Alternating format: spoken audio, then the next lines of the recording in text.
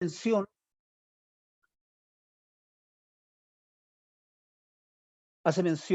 específicamente, en términos generales, qué es lo que debe cumplir un vehículo, ¿cierto?, para transportar explosivos, ¿ya? Y también se hace mención a lo que tiene que ver con un decreto, ¿cierto?, que hay para el transporte de sustancias peligrosas por calle y camino de Chile. En el fondo, si ustedes analizan estos dos reglamentos, son muy coincidentes, ¿ah? El, el tema del decreto 83, ¿cierto?, hace mención exclusiva a lo que es el transporte, y también este decreto que tiene el 289, ¿cierto?, que tiene que ver con lo que es transporte de materias primas, perdón, materias, en este caso química, por calle y camino de Chile, ¿ya?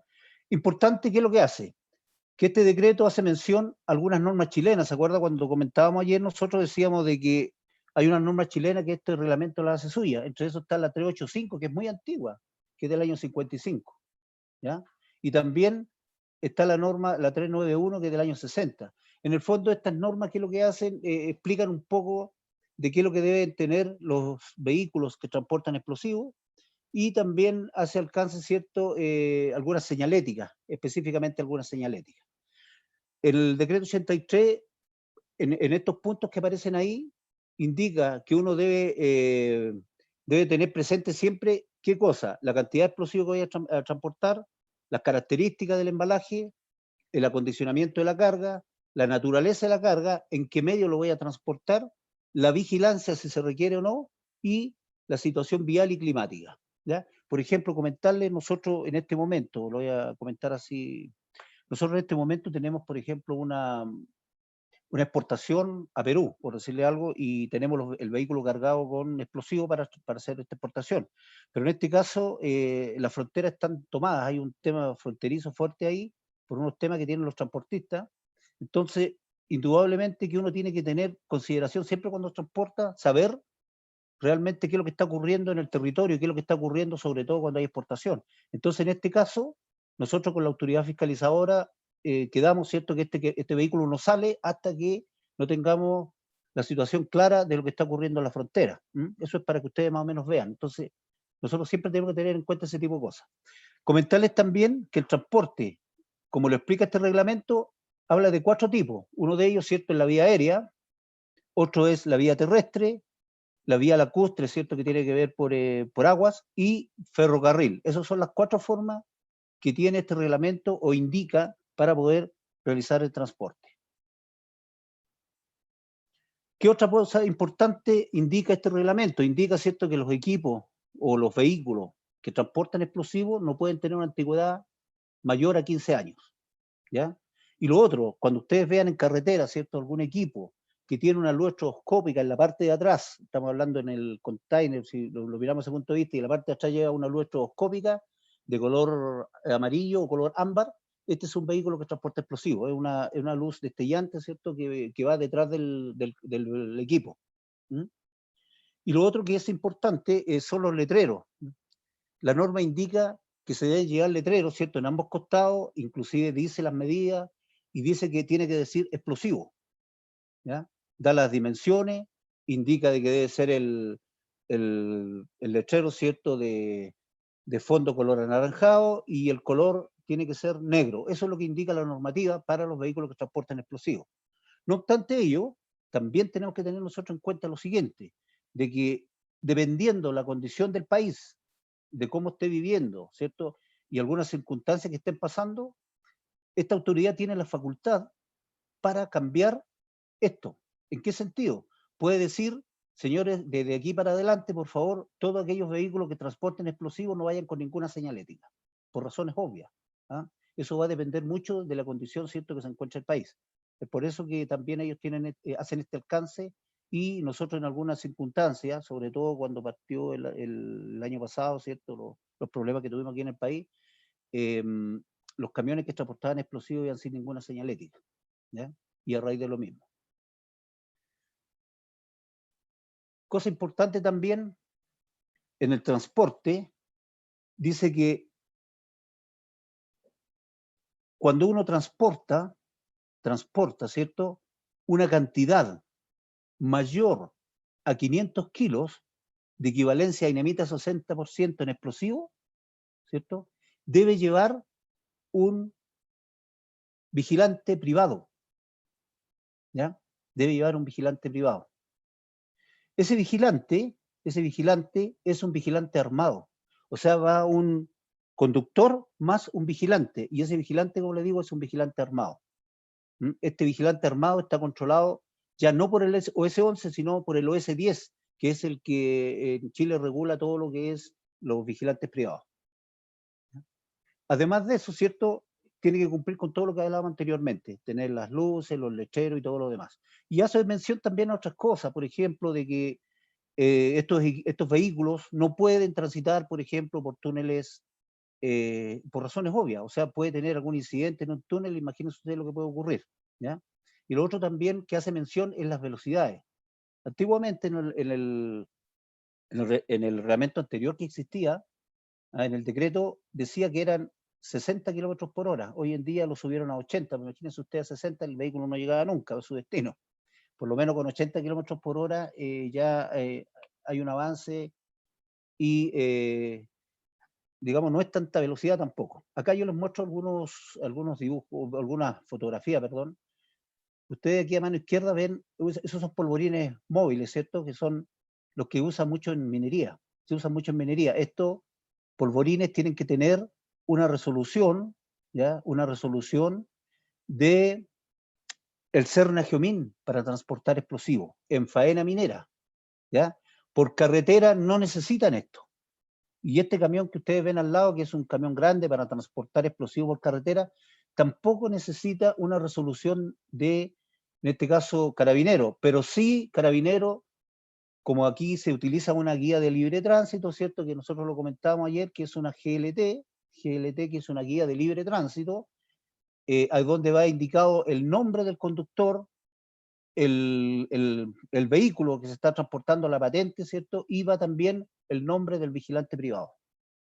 Y eso es lo que tiene que, cada vez que pasa por un control de carabinero, tiene que bajarse y tiene que timbrárselo carabinero, ¿ya?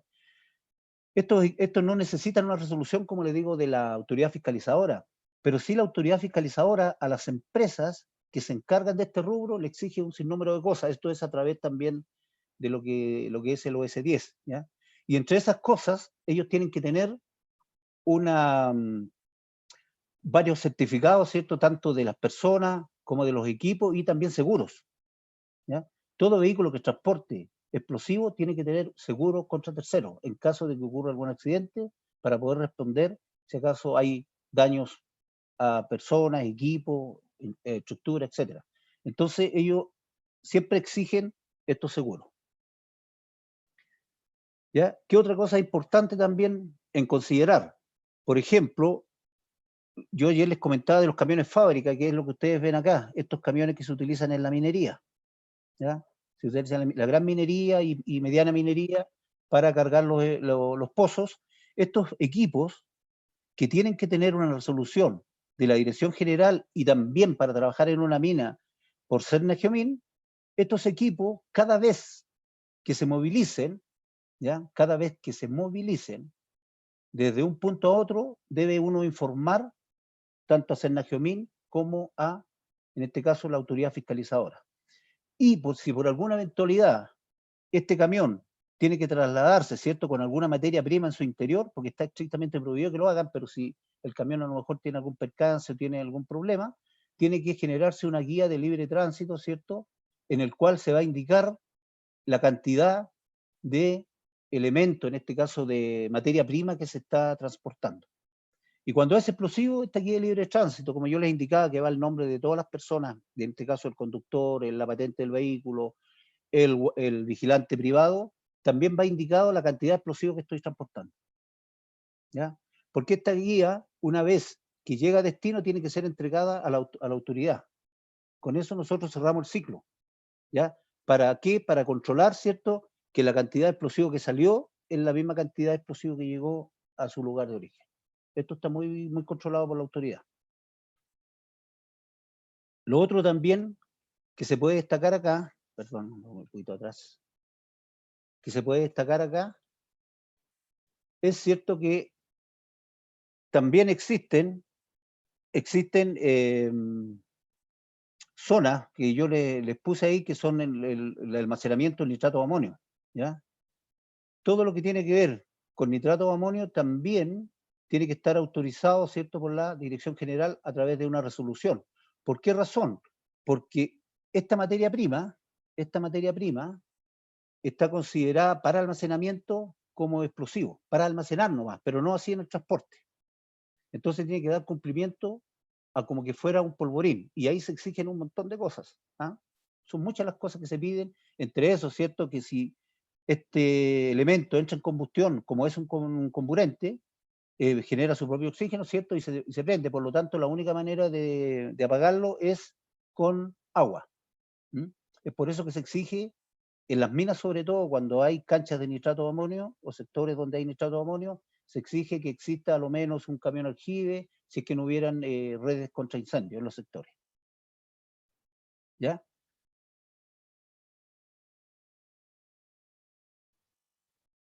Bien. Vamos a irnos ahora al temario principal, ¿cierto? Para que conversemos un poquito de estas famosas causas más comunes de accidentes con explosivos. ¿Ya? Y aquí le hago la siguiente pregunta yo.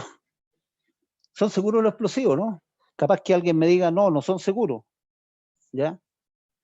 No, los explosivos son seguros. Y es lo que conversamos ayer también, ¿cierto? El explosivo deja de ser seguro cuando nosotros no lo usamos como corresponde, ¿cierto? No cumplimos los procedimientos que están escritos, no cumplimos con la reglamentación, ahí dejan de ser seguros. Por lo tanto, ahí ya nos complicaría. Por eso nosotros tenemos que tener muy claro siempre que los explosivos sí son seguros. Todos los explosivos que se fabrican, no se olviden lo que les decía ayer, que un explosivo, cuando sale a la venta, ya ha pasado no solamente por por la calidad de las empresas que los fabrican, sino también existe el Banco Prueba de Chile, que es el que le hace todos los estudios de acuerdo a esta ficha técnica, donde le revisa su velocidad de detonación y, bueno, en el fondo le hace un análisis a este producto y lo libera, y recién estaría este producto en condiciones de ser vendido. Bien, lo otro que le voy a comentar es, por ejemplo, esta palabra, fish, que podemos decir nosotros que eso podría ser un pez, ¿cierto? Pero esta palabra fish, que está en inglés, y no indica más otra cosa que el fish, ¿cierto? La F viene de fricción, la I de impacto, la S de estática y la H de temperatura, o calor en este caso. Esas cuatro palabras que usted ahí son las que condicionan. Ayer alguien hacía una consulta, ¿cómo podría, o un explosivo podría iniciarse solo? No. Pues tiene que ocurrir algunas de las cosas que ustedes ven ahí, ¿m? Que puede ser la fricción, el impacto, la estática o el calor, ¿cierto? Entonces, primero, impacto fricción. Por ejemplo, un explosivo puede detonar cuando, si yo golpeo sobre el resto de explosivos, aquí han ocurrido muchos accidentes, muchos accidentes en Chile, producto de esto, golpear sobre el resto de explosivos. Inclusive hace unos años atrás, unos trabajadores que estaban haciendo una demolición de una losa acá en una salitrera, ¿cierto? Estaban haciendo una demolición de una losa, se encontraron con un tiro quedado, un tiro muy antiguo, y cuando lo presionó la máquina, el explosivo detonó, pues, y falleció, digamos, le ocasionó la muerte a un trabajador. También ocurre mucho en minas subterráneas, ha muerto mucha gente, o moría mucha gente antiguamente, porque golpeaban sobre restos de explosivos. ¿Qué es lo que ocurría? Que los pirquineros, en este caso, o los mineros, cuando estaban perforando, a veces, cuando hacían la detonación, les quedaban restos de explosivos, que yo creo que ustedes ya lo han estudiado por ahí, que le llaman culos. Estos culitos que quedaban, para aprovechar, para no empatar, ¿cierto?, el tiro, ¿qué es lo que hacían? Aprovechaban estas perforaciones. Y en algunas de ellas a veces quedaban restos explosivos. Y cuando él golpeaba, ¿cierto?, provocaba la detonación y teníamos mineros fallecidos.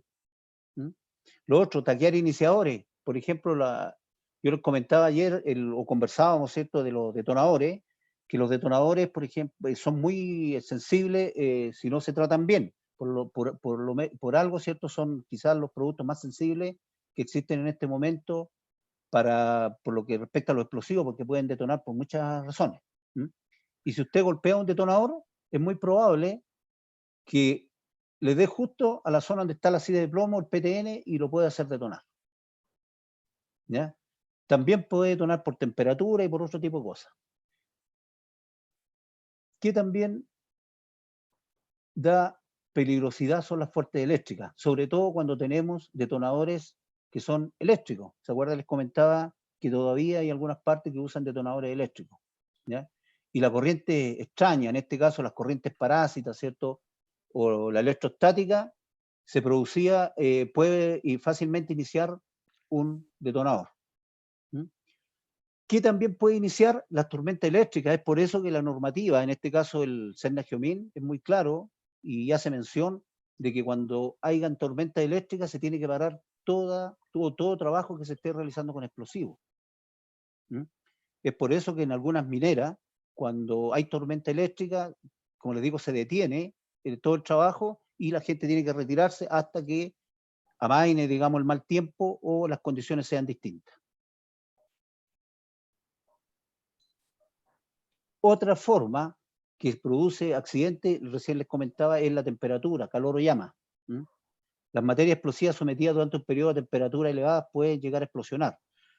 Se han registrado algunos antecedentes de algunos que han ocurrido, por ejemplo, hace unos años atrás también, varios años atrás, la gente, los militares, tuvieron un accidente de un militar, ¿cierto?, que se echó un estopín, le llaman ellos, al bolsillo. Ya lo tenía en el bolsillo, no lo mató, sí, pero le generó heridas muy fuertes porque por la temperatura hizo accionar, en este caso, la silla de ploma que tenía en su interior y lo hizo detonar. Entonces tuvo lesiones muy graves, pero no falleció. Y lo otro también es que, ¿se acuerda que yo les hablé de la destrucción de explosivos? Hay explosivos que no se pueden, no se les puede aplicar calor, porque si no van a detonar, como hablamos específicamente del detonador, ¿ya? O algún explosivo en base a PTN. Entonces, ahí hay que tener bastante cuidado con eso, ¿ya? Y lo otro que debemos de tener mucha precaución son con los famosos fly rock. Esa es la otra forma de los accidentes comunes que existen, sobre todo en la minería. Ayer vimos un accidente, o le mostré yo un accidente que había ocurrido por un fly rock. ¿Te acuerdan? Donde un operador de un equipo que le dijeron que saliera del sector, no quiso salir, estaba muy cerca de la voladura y producto de eso saltó, ¿cierto? Se proyectó una roca y también le ocasionó, digamos, la muerte a esta persona. Y también han ocurrido en obras civiles, en obras civiles han ocurrido muchos accidentes de este tipo, ¿ya? Cuando se construyó la carretera que va desde Tocopilla a Iquique, en esos años, cuando se construyó esa carretera, también hubo un accidente que fue fatal también de una persona, ¿cierto? De una proyección de roca que le cayó justo frente al parabrisas y la persona murió producto del impacto. Entonces, estas cosas son las que nosotros tenemos que tener mucho cuidado. Es por eso que hablamos de distancia de seguridad y ayer también tocábamos el tema de lo que hablaban ustedes sobre la distancia, donde decían de que cuánto era la distancia mínima en las minas, se acuerdan de los equipos, etcétera. Es justamente por esto. Y lo otro son las misceláneas que hemos denominado nosotros, que son los gases que se generan producto de los disparos. Ahí aparece el monóxido de carbono, ¿cierto? Y también en algunos casos humos nitrosos. Los humos nitrosos son esa página que ustedes ven ahí, ¿cierto? O en las fotos están viendo ese color, ese medio rojito que se ve ahí. Esa es generación de humos nitrosos, ¿ya? Y bueno, se puede producir por muchas formas, y ahí Roberto seguramente le va a comentar un poquito del por qué se produce esa generación de esos humos nitrosos. Y también, cierto, quemar cargas por error, que este accidente que ocurrió, el que comentamos ayer también así en forma muy general, el de acá de la zona de Sierra Gorda, cierto, de Baquedano, también hay una quema de una carga por error, de acuerdo a la investigación final de esto, y ocasionó ese accidente. Acá le voy a mostrar algunas fotos en minas, ¿cierto? en la cual ustedes ven la generación de estos famosos humos. Estos humos son bastante peligrosos, ¿eh? Si en concentraciones muy altas, ¿cierto? Pueden ocasionar la muerte de las personas. Y esto se produce principalmente, son de los productos explosivos que son a base de nitrato de amonio, principalmente. Por eso que las minas subterráneas se tiene mucho control respecto a esto.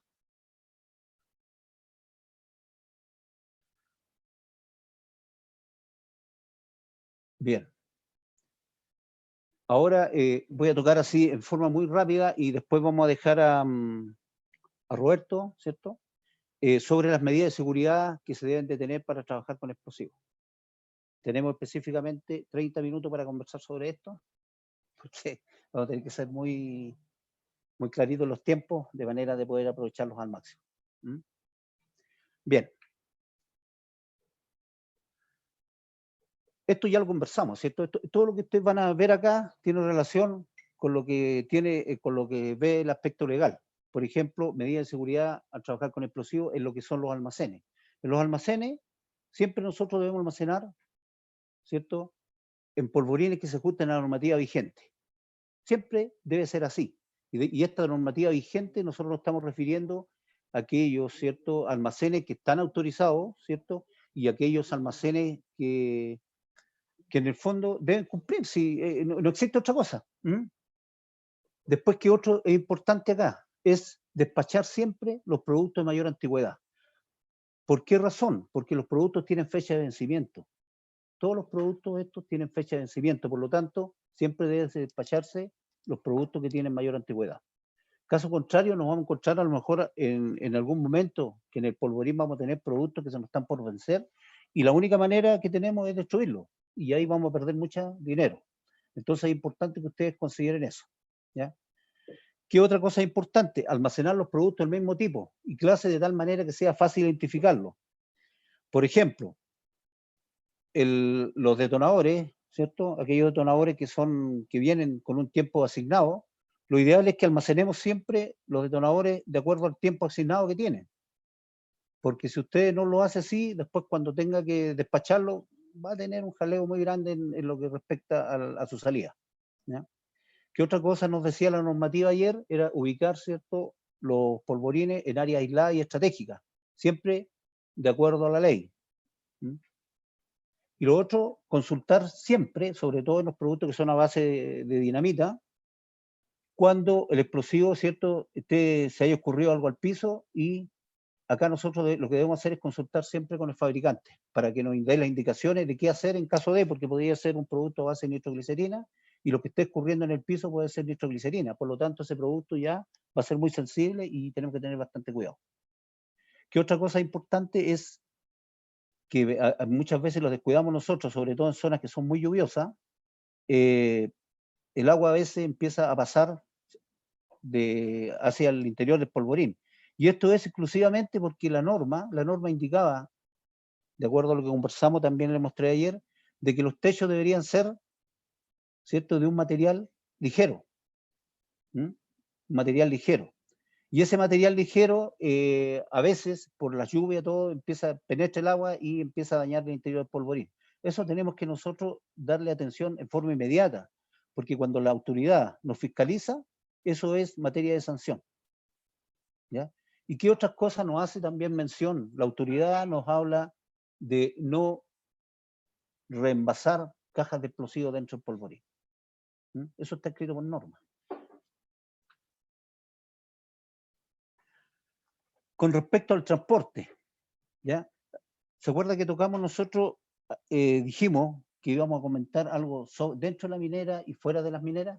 Bueno, acá es claro. Lo que tenemos que hacer es acatar rigurosamente las disposiciones establecidas en la normativa. Tocamos recién de que lo que tengo que hacer cuando transporte explosivo es que el vehículo esté acondicionado, ¿cierto? Tiene que estar acondicionado, que el vehículo reúna las condiciones y además de eso, que mantenga la documentación necesaria. En este caso, si estoy fuera de una mina, tengo que tener, en este caso, la GLT, ¿cierto?, con la cantidad de explosivos que estoy transportando. Y si estoy dentro de una mina, ese vehículo tiene que tener la resolución del CERNAC-GEOMIN. Debe tener la resolución del CERNAC-GEOMIN y cumplir con algunas cosas mínimas, como por ejemplo, tener las banderolas amarillo-negro, tener los letreros, ¿cierto?, que indiquen explosivos, tener una descarga a tierra y también todos los elementos que son con temperatura que tienen que estar aislados. ¿Ya? No se olviden que de acuerdo al FISH que vimos recién, la temperatura también puede originar un accidente y ese accidente puede ser fatal, digamos, en algunos casos. ¿Ya? ¿Qué más debemos considerar nosotros? Que durante la carga y descarga de explosivos solamente deben permanecer en las inmediaciones del sector las personas que están autorizadas. ¿Mm?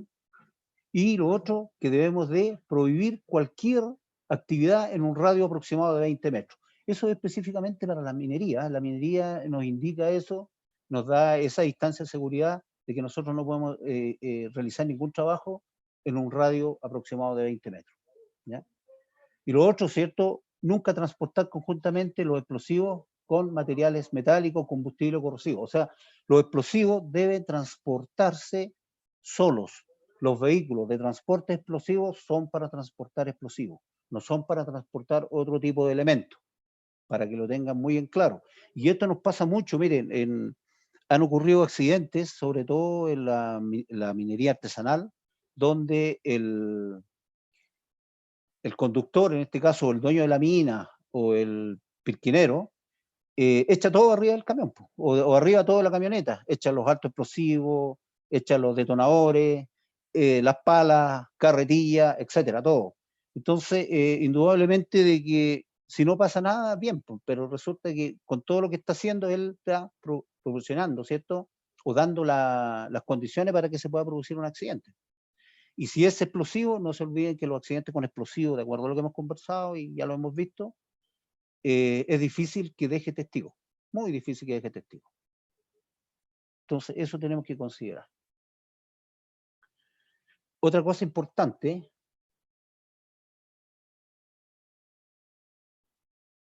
es que cuando yo voy a sacar explosivos, ¿cierto?, del polvorín y lo voy a trasladar al sector donde voy a hacer la voladura, lo importante es llevar la cantidad de explosivo necesaria. No puedo llevar más explosivos, llevar una gran cantidad de explosivos si no lo voy a ocupar, porque me puede generar, ¿cierto?, algún problema en lo que es el retorno, en este caso, el retorno al polvorín, ¿ya?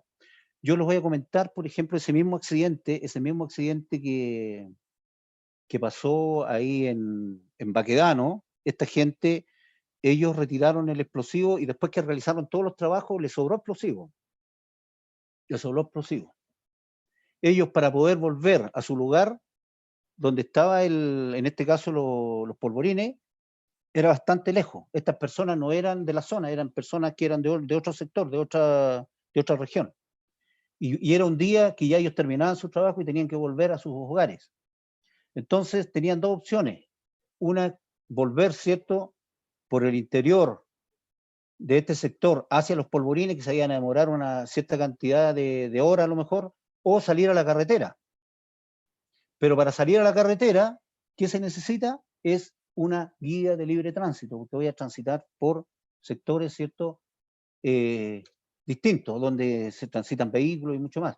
Entonces, al parecer, ¿cierto?, ellos siempre quemaban lo que les sobraba y se produjo el accidente justamente en una quema de esta. ¿Ya? Que también hace mención en el transporte, dice no transportar detonadores junto a los altos explosivos. Ayer comentábamos, y también se lo hago mención ahora, es de que los iniciadores, ¿cierto?, van a iniciar los altos explosivos.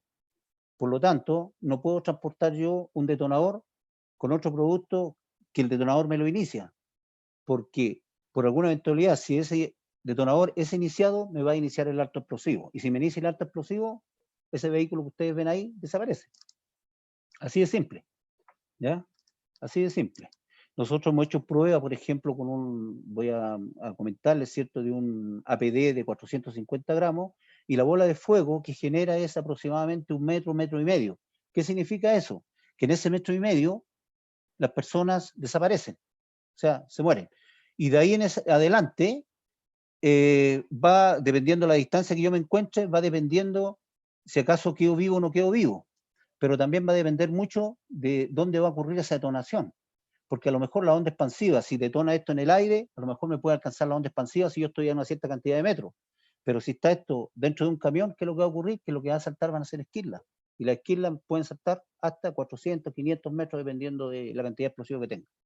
Por lo tanto, hay que tener mucho cuidado con eso.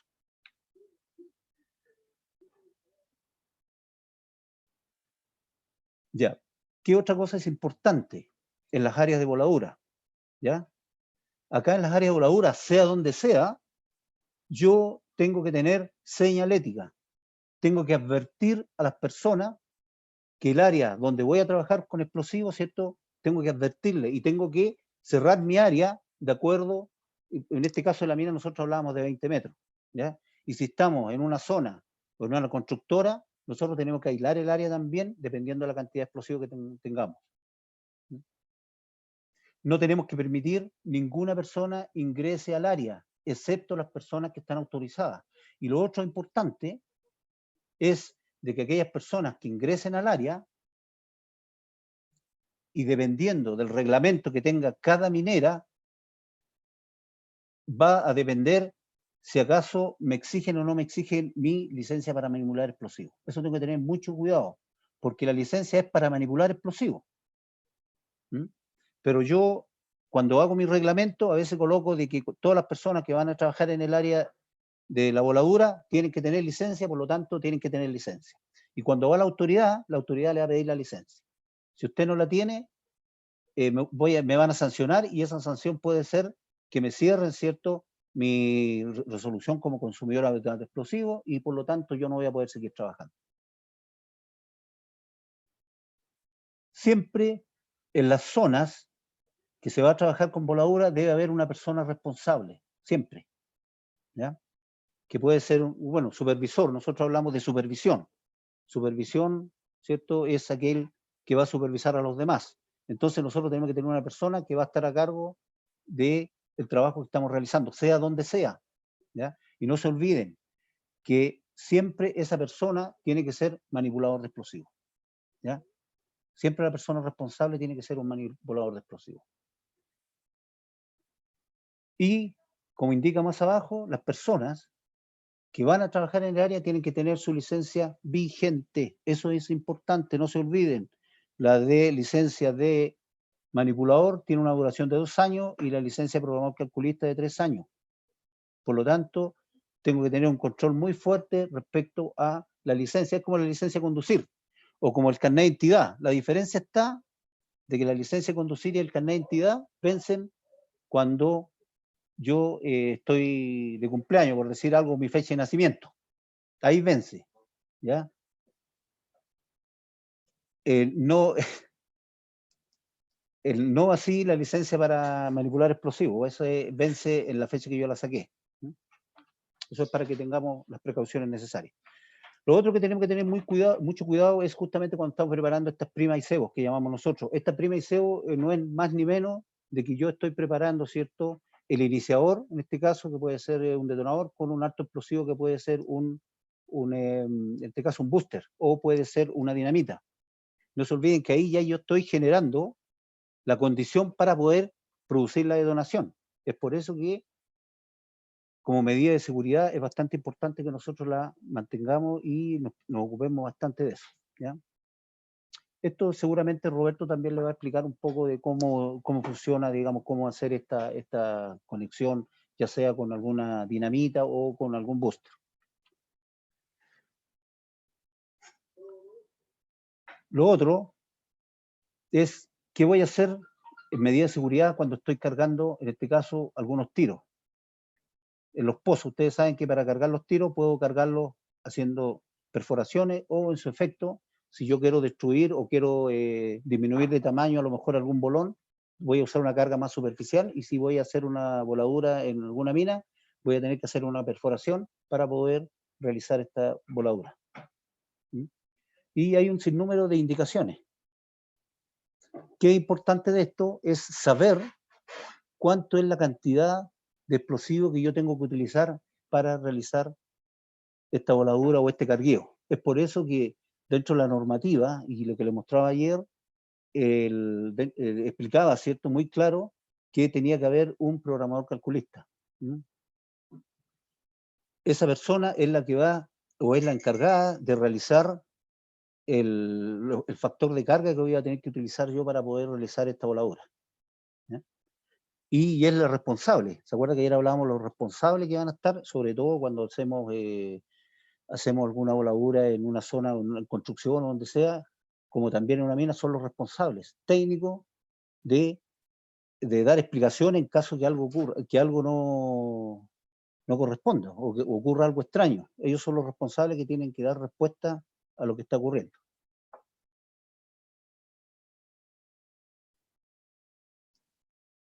En lo que es medida, ¿cierto? Amarre le pusimos nosotros acá, que no es más ni menos que una conexión que voy a hacer yo, ¿cierto? Del producto que tengo para hacer la voladura con la conexión, en este caso, de superficie.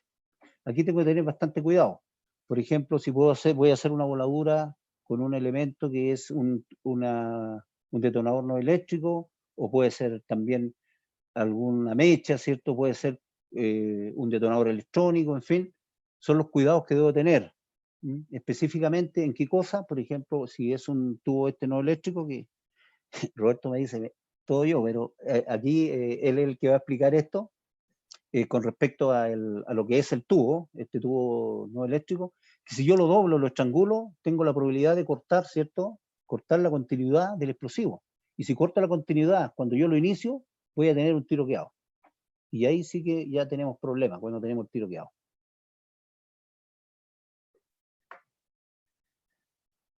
Siempre nosotros deberemos de considerar esto es súper importante, esta manipulación que hablamos acá del cordón detonante, manipulación de cordón detonante.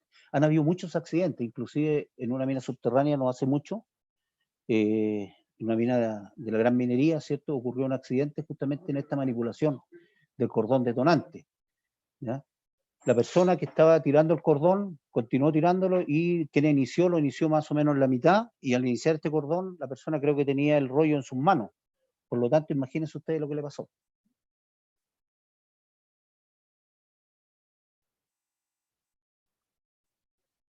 Ahora, importante también, sobre todo los artesanos o los artesanales, los mineros, ¿cierto?, que trabajan, ellos no van a utilizar ni un detonador electrónico y a lo mejor tampoco un detonador pirotécnico, sino que ellos van a utilizar lo que está más a mano y lo que es más barato, que son las mechas. ¿Ah? ¿Cómo voy a hacer yo este disparo con una mecha? Y aquí tengo que tener bastante cuidado. ¿Se acuerda que yo les mostré ayer un accidente que ocurrió en una subterránea donde murió el supervisor y la persona que iba al lado? Y las recomendaciones que hacía el CERN Geomin dentro de eso, hablaba, ¿cierto?, de las longitudes de esta mecha. ¿Qué longitudes debo tener? Y eso tengo que saberlo. Por eso hay recomendaciones, por ejemplo, cuando yo utilizo mecha, siempre hacer una prueba en 1 metro, cortarla y hacer la medición del tiempo que se demora esto. ¿Cuánto tiempo se demora en avanzar 1 metro? ¿Por qué razón? Porque eso me da a mí la forma o me da el tiempo en el cual yo puedo evacuar la mina. ¿Mm?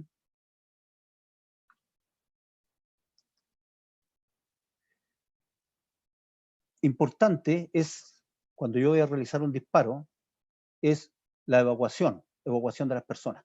Esto ocurre tanto en, digamos, en alguna ciudad o en alguna mina. Yo tengo que considerar siempre la distancia de resguardo, ¿ya? Y antes de realizar cualquier voladura, ¿qué es lo que tengo que hacer? Principalmente tengo que cerciorarme y colocar una persona responsable que se cerciore que efectivamente las personas han evacuado, porque es mi responsabilidad y ustedes, la gran mayoría, ¿cierto? Algunos que ya han terminado de estudiar, que son ingenieros, hay otros que están en proceso de titulación, hay otros que están en el último año a lo mejor terminando, indudablemente que ustedes van a ser las personas que van a estar a cargo de esto. Por lo tanto, la responsabilidad que tienen sobre sus hombros va a ser enorme, en el sentido de que ustedes tienen que asegurarse de que las personas no estén en el área voladura. También han ocurrido accidentes. Uno de los casos que vimos justamente ayer, de esta persona que estaba a 150 metros y le saltó, ¿cierto?, un bolón y le cayó a su maquinaria y provocó el accidente. Acá la responsabilidad indudable también es del supervisor, porque él tiene que asegurarse que no hayan personas. Y tiene que hacerse cargo de eso. Él no puede confiar en los demás. Es por eso que en los reglamentos queda muy claro y se asignan las responsabilidades. Se asigna la responsabilidad a las personas. Aquí yo no puedo, si mi responsabilidad es evacuar la mina, yo no puedo asignar la responsabilidad a otra persona. A no ser, ¿cierto?, de que tenga una visión a lo mejor total de la mina. Tengo que tener mucho cuidado con ese tipo de cosas. ¿Qué otra cosa importante, cierto? Cuando yo hago la iniciación del disparo, tengo que hacerlo en lugares donde estén protegidos. Y lo otro, que yo no puedo volver al área de la voladura hasta que se hayan disipado los humos y los gases. ¿Se acuerda que recién mostramos que puede, o toda voladura genera gases? Si yo vuelvo inmediatamente y estoy en una mina subterránea, por ejemplo, y vuelvo inmediatamente al sector que realicé la voladura, es muy probable que pueda tener personas fallecidas producto de la deficiencia de oxígeno que se produce en el sector, ¿cierto? Y por la alta concentración de estos gases. Entonces, muy importante tomar los tiempos. El CNGOMIN hace mención, ¿cierto?, de que después de 30 minutos yo no puedo volver a mi lugar de trabajo. ¿Ah? Y tengo que asegurarme también de la ventilación.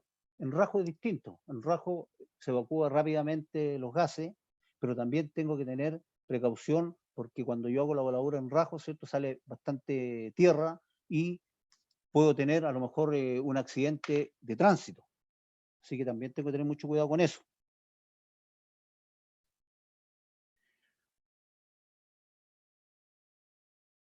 También es importante, ¿ya?, que todos los trabajos, ¿cierto?, coincidan. Por eso acá, dentro de la minería, en estos reglamentos, dentro de todas las cosas, están puestos los horarios de voladura. ¿Ya? Siempre yo tengo que ser muy claro de tener los horarios establecidos. Yo no puedo realizar voladura en cualquier horario, porque eso va a generar, ¿cierto?, problemas en la gente. La gente no va a tener clara en cuáles son los horarios de voladura y eso me puede generar un accidente. Es por eso que las minas, dentro de los reglamentos, tienen los horarios definidos.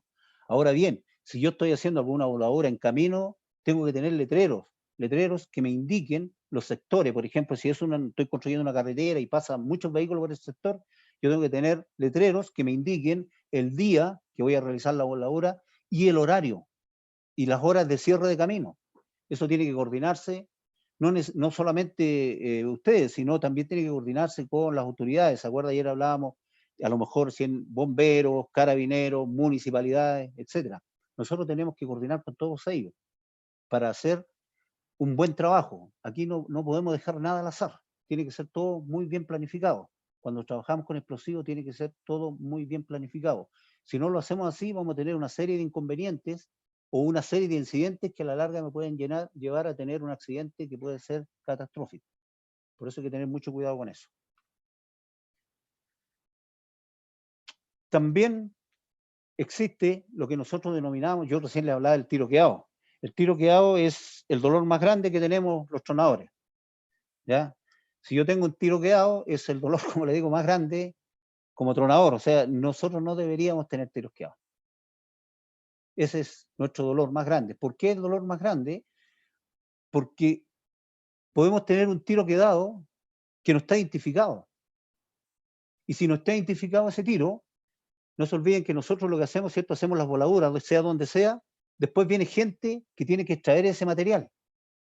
Si tenemos un tiro quedado, las personas que pueden trabajar, digamos, en esa extracción posterior, va a significar de que por algún impacto, recién hablábamos del famoso FIC, ¿cierto? Por algún impacto, podría yo ocasionar, a lo mejor si tengo algún booster con un detonador adentro, puedo ocasionar un impacto fuerte que me va a hacer detonar ese detonador y ese detonador a su vez me va a hacer detonar el booster. Y si a lo mejor está en un pozo, me va a hacer detonar la carga explosiva. Y por lo tanto puedo tener equipos dañados, puedo tener personas dañadas. Y esto ha ocurrido, ¿eh? Este es un accidente que ha ocurrido otras veces.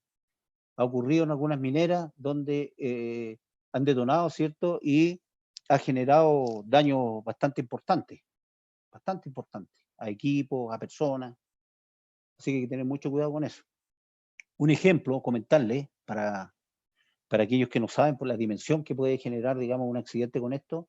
Hace unos años atrás, en Argentina hubo un accidente, o no, hubo un atentado, específicamente un atentado a un edificio, ¿cierto? Donde murieron alrededor de 100 personas, no recuerdo bien, Y fíjense ustedes que la cantidad de explosivos que habían utilizado eran como 100 kilos de explosivos.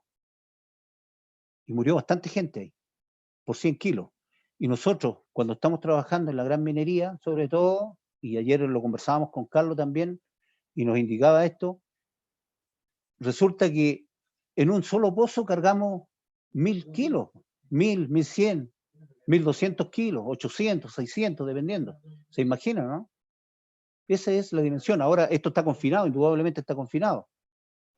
Pero esos son los cuidados que nosotros debemos tener, ¿ah? Los cuidados. Y también debemos tener nosotros un procedimiento en caso que ocurra, ¿ya? En caso que ocurra, digamos, un accidente de esta forma, de un tiro quedado, nosotros tenemos que tener un procedimiento, un instructivo de cómo actuar en caso de. Hoy en día, con las tecnologías como han avanzado, nosotros estamos usando los detonadores electrónicos.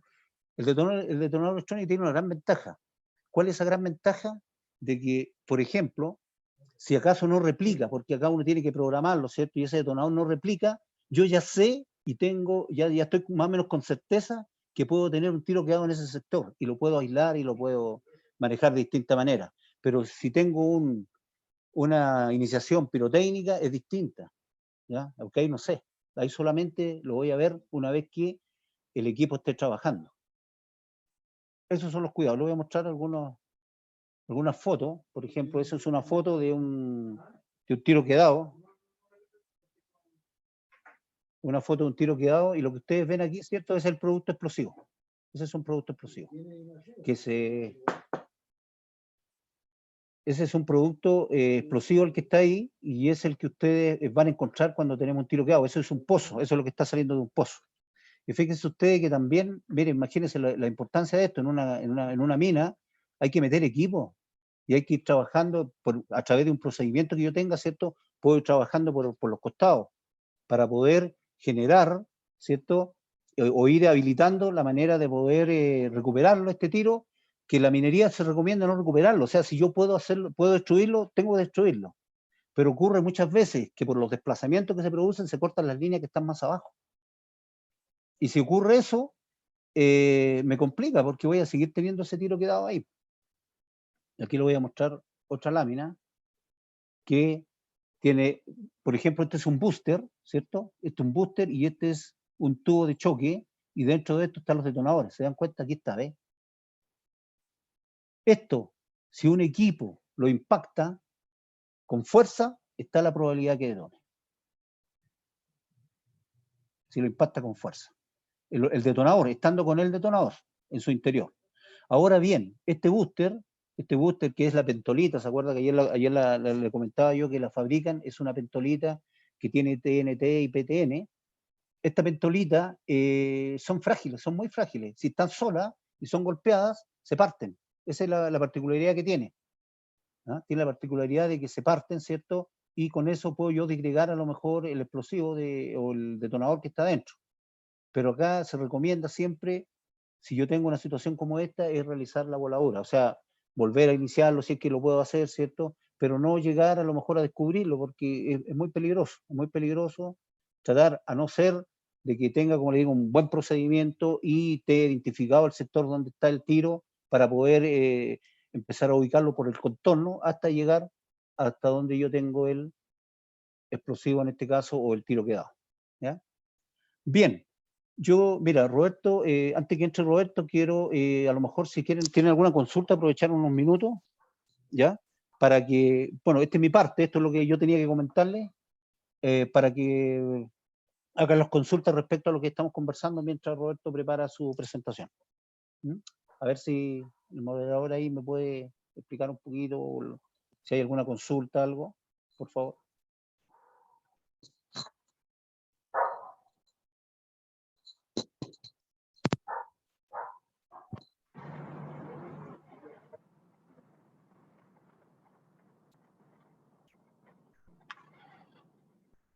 Les escucho, no sé si hay alguien. No, escucho algo, pero no sé quién está.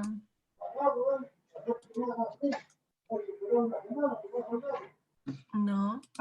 Alguien está gritando. Sí, no es acá. A ver si quiere Roberto. A ver, dame un segundo, espera, te voy a ver. Roberto tiene...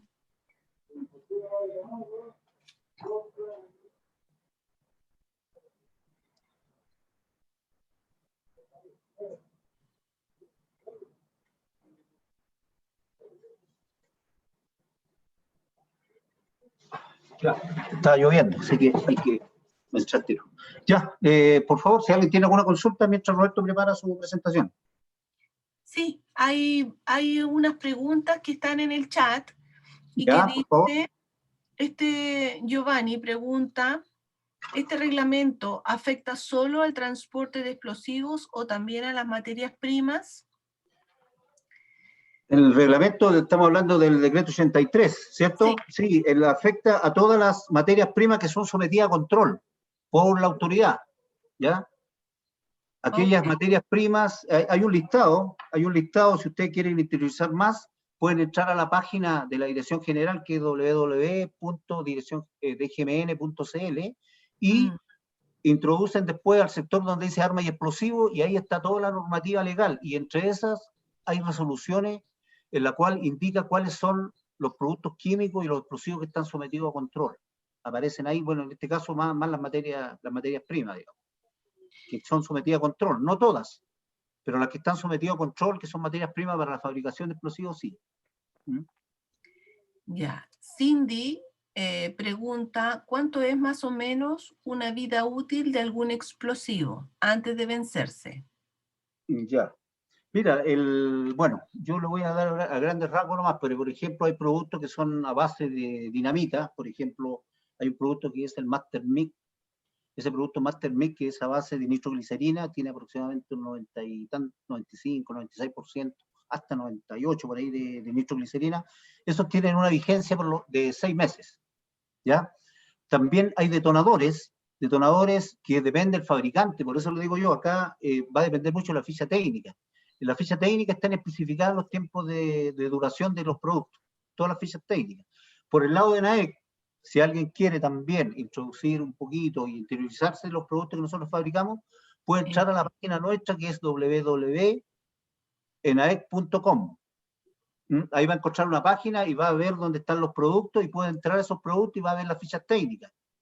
Va a ver todas las fichas técnicas y entra a la ficha técnica y en la ficha técnica le va a indicar qué es lo que es el producto, para qué sirve, cómo viene el embalaje, cuántas cantidades vienen, cuánto pesa, etcétera, y también el vencimiento. Hoy en día, con los cambios de legislación, ahora se está exigiendo que todos los productos indiquen, ¿cierto?, la fecha de vencimiento. Todos los productos, tanto los sometidos a control, ¿cierto? Bueno, todos los productos sometidos a control, por ejemplo, como en algunas materias primas, como en este caso el nitrato de amonio, ¿cierto? O algunos productos que son el TNT, por ejemplo, que se exporta, que vengan, que tienen que venir, cuánto tiempo dura o cuánto es la duración de lo que ustedes están consultando. ¿Ya? José, súmale a eso, José, una suma. Súmale a eso que tienen que cumplir con la norma 2245, Sí. claro, que es la HCDT o la hoja de uso de la HDS, seguro, de la hoja de claro, seguridad. y la de transporte.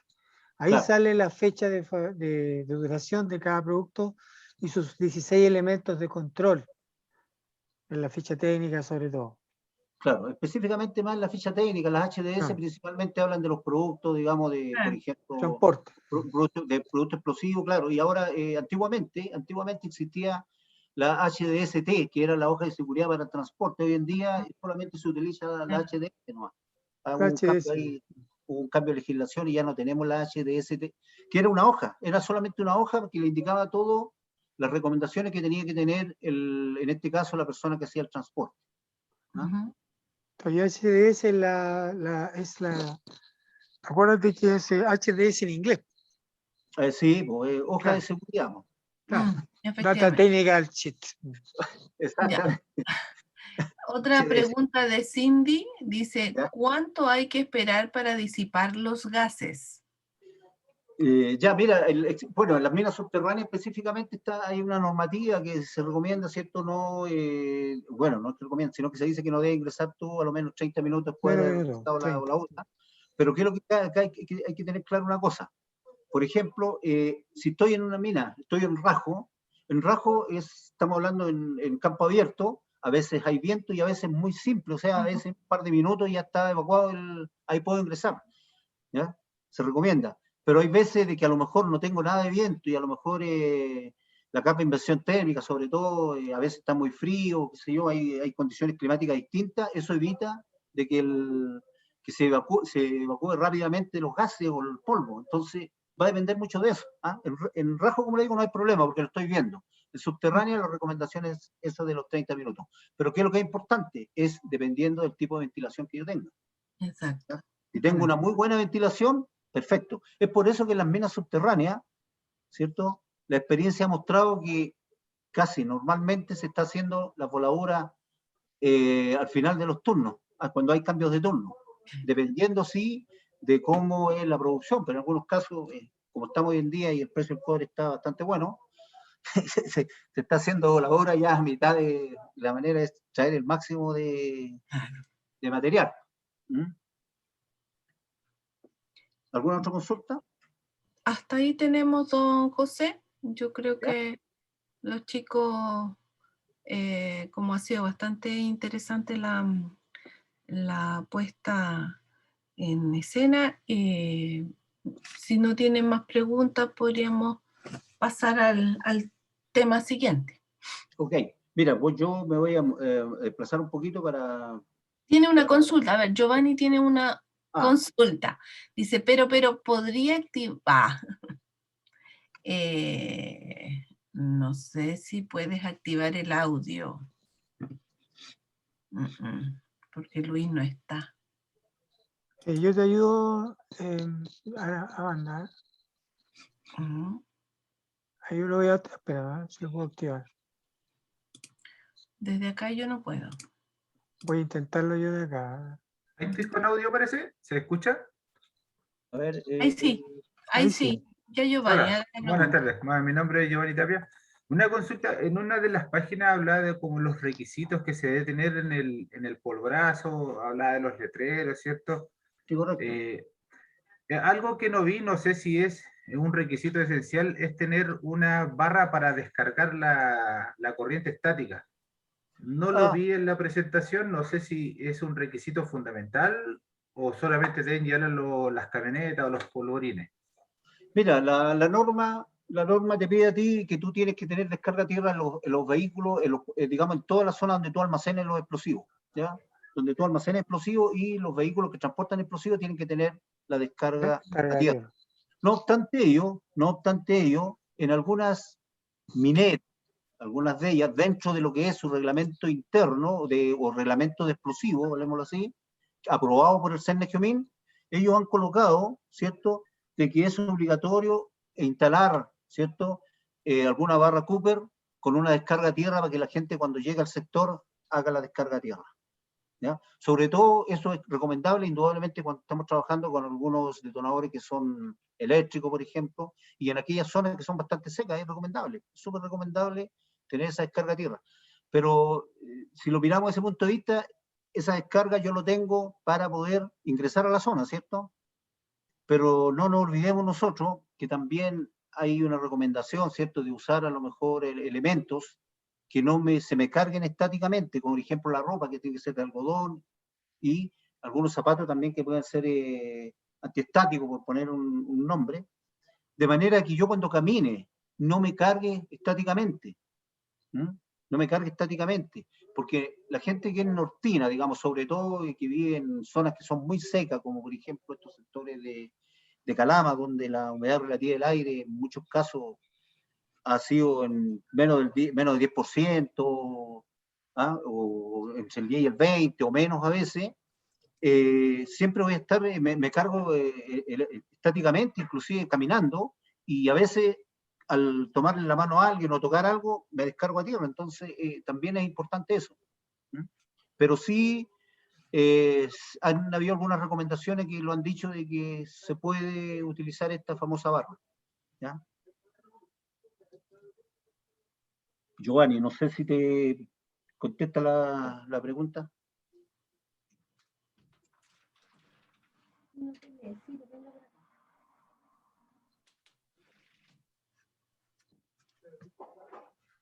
Ahí parece que sí. Sí, muchas gracias. Sí, sí, ahí me conecté. Muchas gracias. Ya, Bien. ok. No sé si hay alguien más. ¿Alguien más que tenga alguna consulta? ¿No? Ya, seguimos Ya. entonces, pues, don José. Bien, entonces yo comentarles, ¿cierto? Y para todos ahí, cualquier consulta adicional que tengan, yo ayer les indicaba, mi correo es jose.cereceda@enaec.com. Cualquier consulta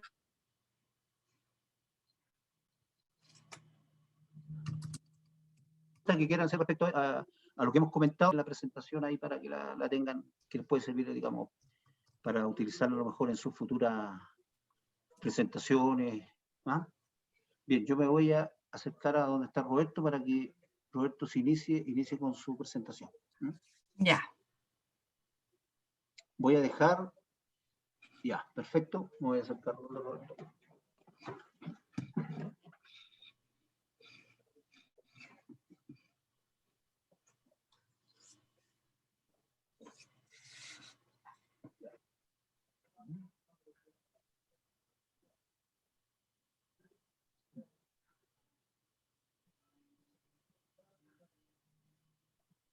Ya, ahí sí.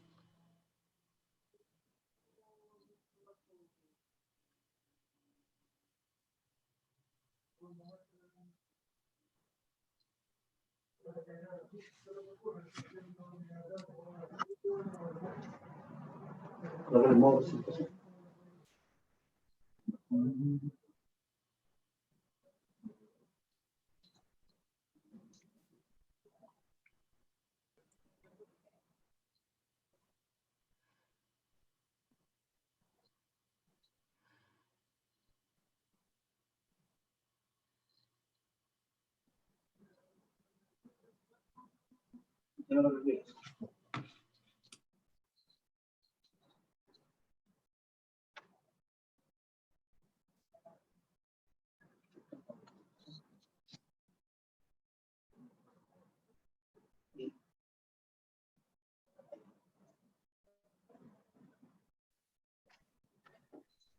Ok, ¿se escucha bien?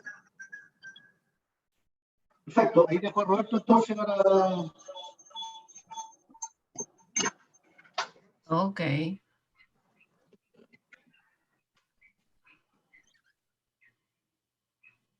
Ya, jóvenes, y buenas noches ya. Buenas noches. Vamos a ver ¿Cómo un está, poco la Roberto? parte operativa, de ahí mañana vamos a ver videos operativos, digamos, en cielo abierto, en subterráneo, le voy a mostrar algunas cosas mañana nomás, ahora vamos a ver la parte explosivo, vamos a ver la parte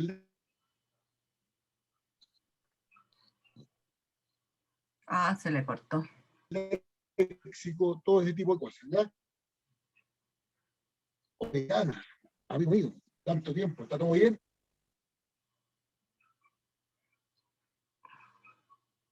Vale. Entonces, Todo bien, Roberto.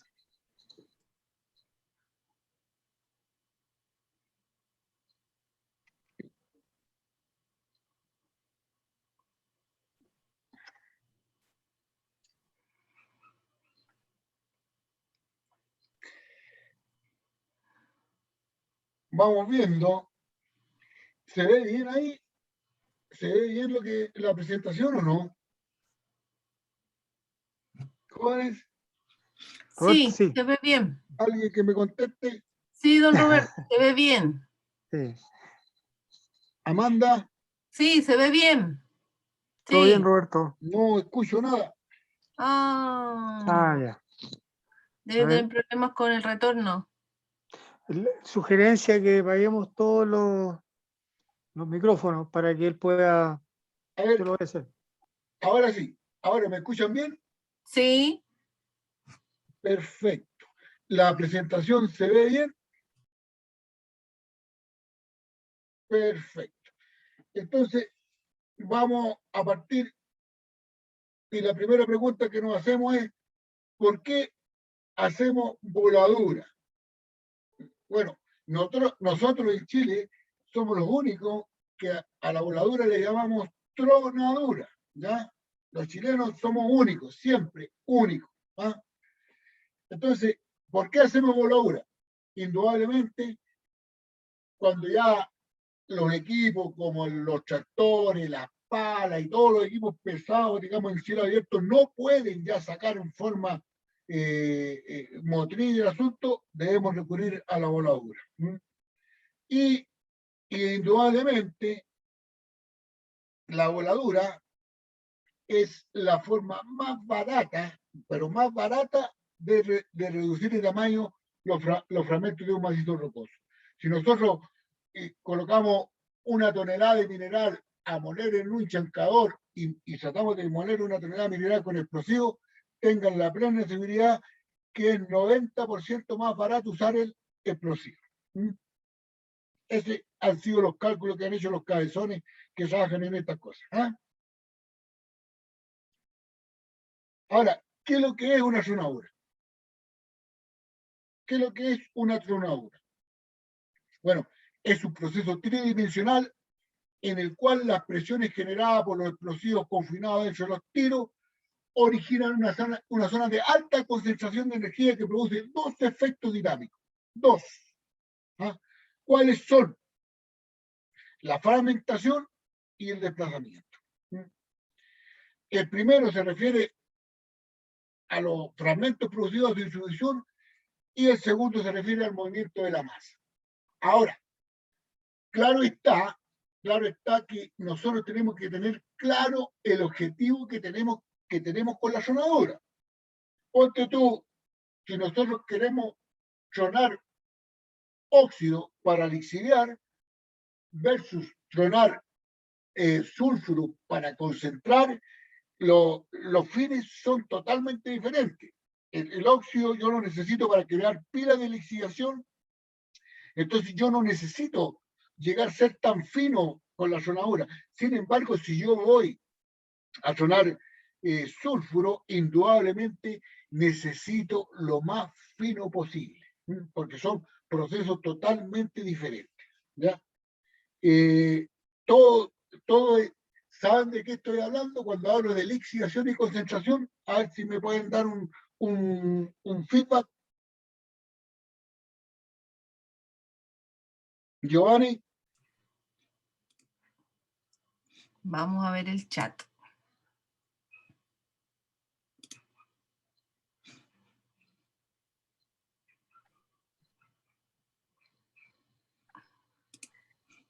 Chicos, pueden decir por chat si están entendiendo o si saben de lo que está hablando el colega. Sí. Cristian Rojas dice sí. Sí. Camilo sí. Giovanni, ¿se entiende los procesos? Sí, colega. Perfecto.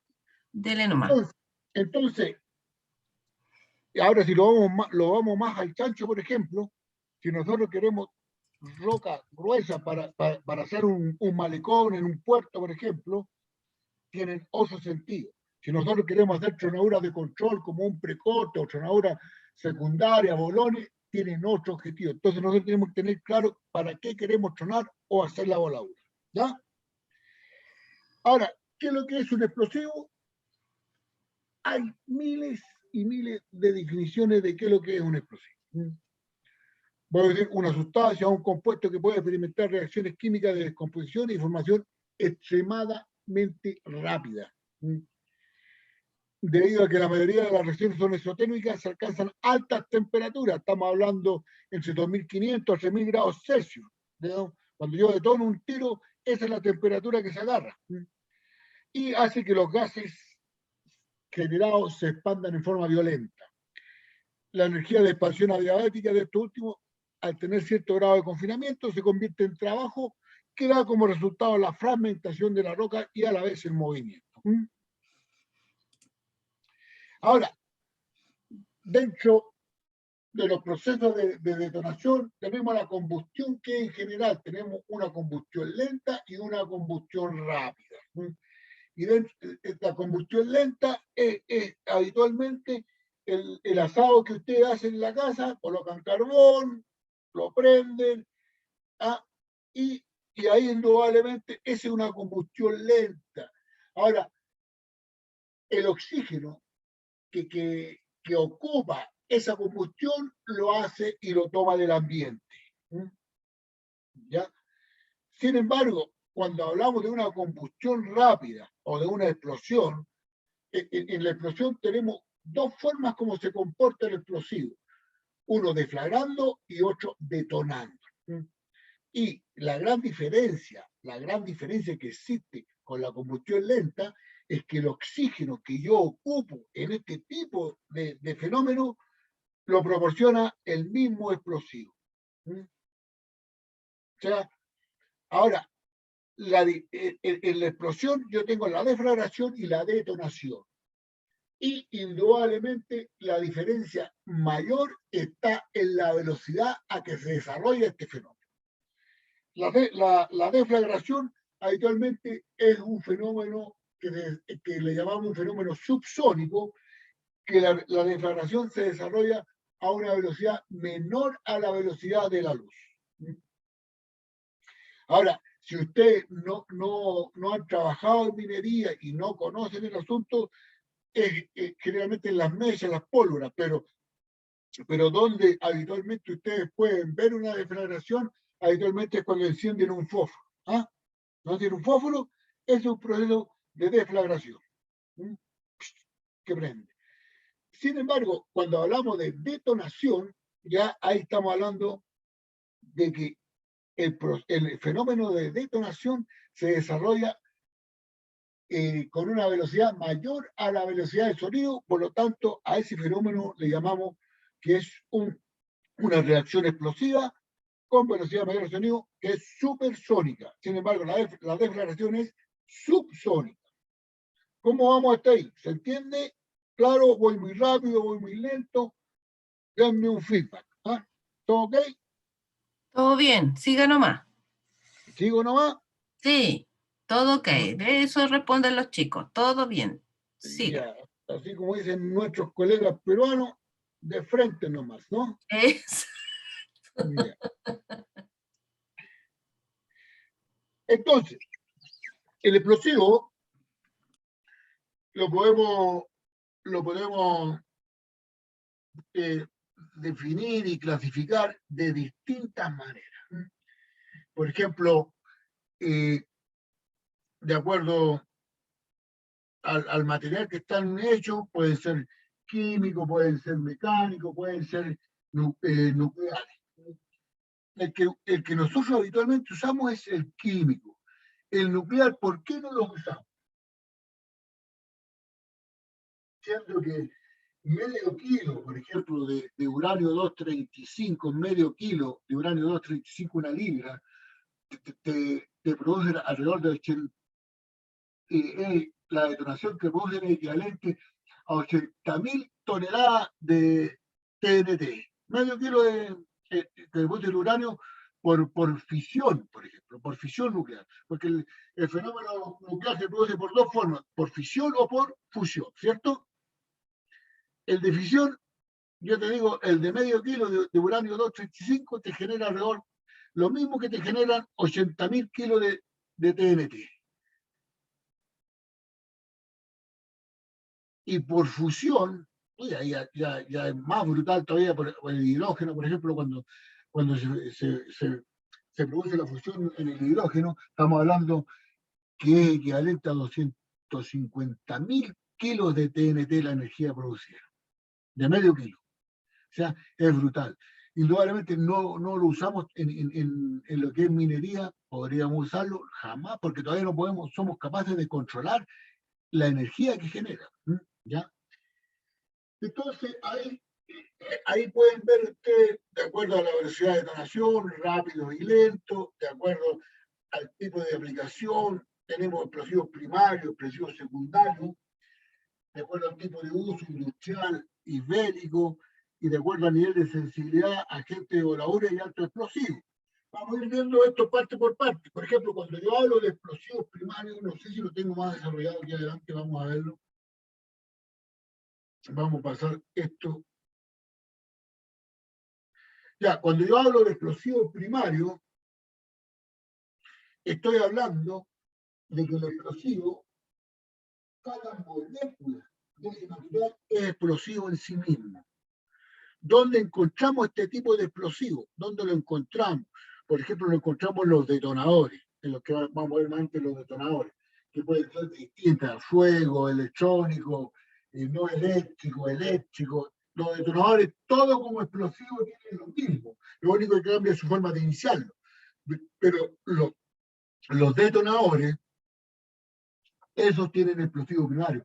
Tienen un explosivo que se llama ácida de plomo y pentrita. Y los dos son explosivos moleculares. Los dos, digamos, son explosivos. Cada molécula de esos es explosivo. Y eso le llamamos explosivos primarios. También le llamamos explosivos ideales. ¿Por qué le llamamos explosivos primarios ideales? Porque ese tipo de explosivos detonan con sus mismas características en el agua, en el aire, en la tierra, confinado, no confinado. El explosivo primario detona con sus mismas características bajo cualquier circunstancia. Después tenemos los explosivos secundarios, y ahí dentro de los explosivos secundarios ya es una conformación de un explosivo primario con algo más. Por ejemplo, las dinamitas. La dinamita como explosivo primario tiene la nitroglicerina y después tienen afrecho, harina y todo ese tipo de cosas, nitro algodón, nitro cotton, para poder estabilizar la mezcla, ¿no? Pero ya no es explosivo puro en sí. Y después tendríamos el explosivo terciario, que el explosivo terciario son mezclas de materiales no explosivos que bajo ciertas circunstancias, que bajo cierta iniciación, pueden ser explosivos. Por ejemplo, no sé si ustedes han oído hablar del ANFO. Sí, me dice, ¿han oído hablar del ANFO por el chat? Responde. Sí, dicen que sí. En el chat todos dicen que sí. Así que entienden bien. Entienden bien. Entonces, el ANFO es una mezcla, como dice su nombre, de amonio nitrato, fue hoy amonio nitrato con petróleo. ¿El nitrato de amonio es explosivo? No. ¿El petróleo es explosivo? No. Y entonces es una mezcla que no es explosiva, pero que bajo cierta condición de iniciación, si yo le propino una fuerte onda de choque, esa mezcla se transforma en explosivo. Entonces, es un explosivo de tipo terciario, ¿ya?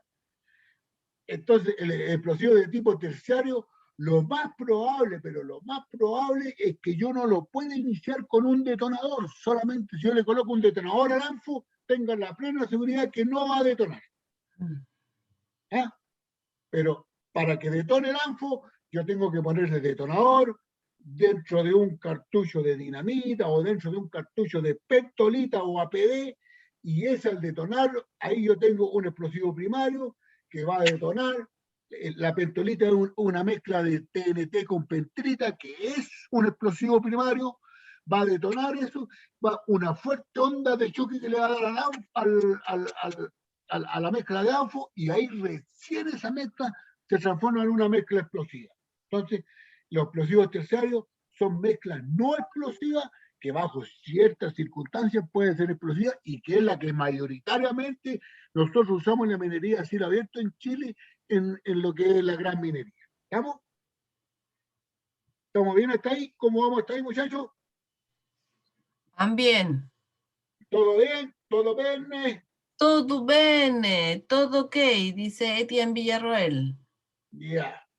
Entonces, ahora, para trabajar con explosivos, bueno, y para trabajar con cualquier cosa que uno va a trabajar, tiene que conocer las propiedades de esos elementos, tiene que conocer las propiedades que tiene el elemento. Habitualmente los cabezones listan una montonera de propiedades, la velocidad de detonación, el balance de oxígeno, la presión de detonación, la densidad, todo eso, pero, como sabe nuestro amigo Carlitos Vidal ahí, los cabezones lo que no somos cabezones los clasificamos de distintas formas, porque unos son propiedades del fenómeno de detonación y otros son propiedades de los explosivos, ¿cierto? Pero lo vamos a hacer como lo hacen los cabezones de sonautas. Y vamos a desarrollar algunas propiedades y no todas. Habitualmente, las propiedades más importantes, pero más importantes que tenemos que tener en cuenta nosotros dentro de la elección de un explosivo es la velocidad de detonación y es la densidad. Eso es lo que dicen los cabezones. Pero tenemos varias propiedades que son importantes tenerla en cuenta, que digamos que sí, que influyen notablemente en lo que es velocidad de detonación y lo que es densidad. ¿Ya? Vamos viendo la velocidad de detonación, nosotros habitualmente le llamamos VOD, porque supuestamente nosotros somos los ingleses de América. O sea, somos los ingleses, velocity of detonation. Cuando podrían colocarle velocidad de detonación, pero como somos los ingleses, en Chile somos lo único que la pasta de dientes Colgate, nosotros le decimos Colgate. Los peruanos, los argentinos le dicen Colgate, pero nosotros le decimos Colgate. En la velocidad de detonación, lo mismo. Podríamos haber colocado velocidad de detonación BDD, pero no. Velocity of detonation. ¿Vale? Entonces, la detonación de una columna explosiva provoca la formación de un gran volumen de gases en forma rápida, a presión, y esta, a la velocidad que se transforma este explosivo, le llamamos velocidad de detonación. Ya cuando entremos en el área chica, ya vamos a ver a dónde va la cabeza de detonación, etcétera, etcétera, pero eso ya es más para...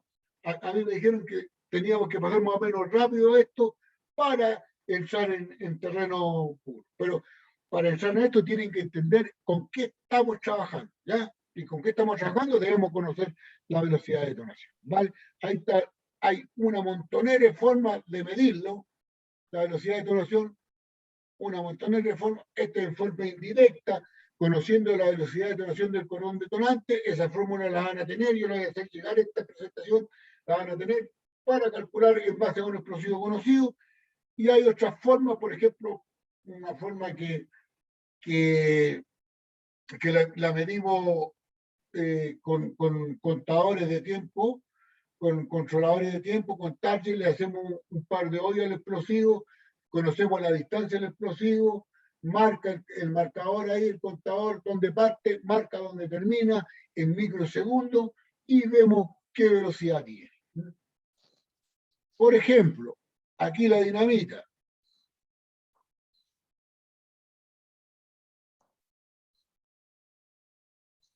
Esto lo mide en microsegundos, vale decir, un segundo dividido en 1.000.000, ¿ya? Ahí el hombre, como ustedes ven, está cumpliendo todas las medidas de seguridad del tipo, con guante, con reloj, con todas las cosas que tienen que cumplir las medidas de seguridad. Si ustedes se dan, bueno, eso ya no está en la... Se nota. Entonces ahí le coloca la sonda, tenemos 10 centímetros de diferencia entre una sonda y otra, vamos a detonarlo, va a marcar ahí, lo va a marcar en microsegundos. Vale decir, un segundo dividido en 1.000.000.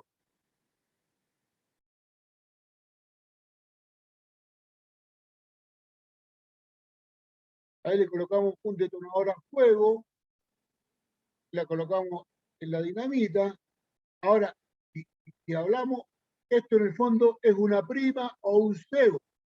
Para nosotros una prima o un cebo, donde se arma un detonador con una dinamita. La prima no es la hija de mi tío, ¿ya? Esto es mi explosivo. ¿Ah?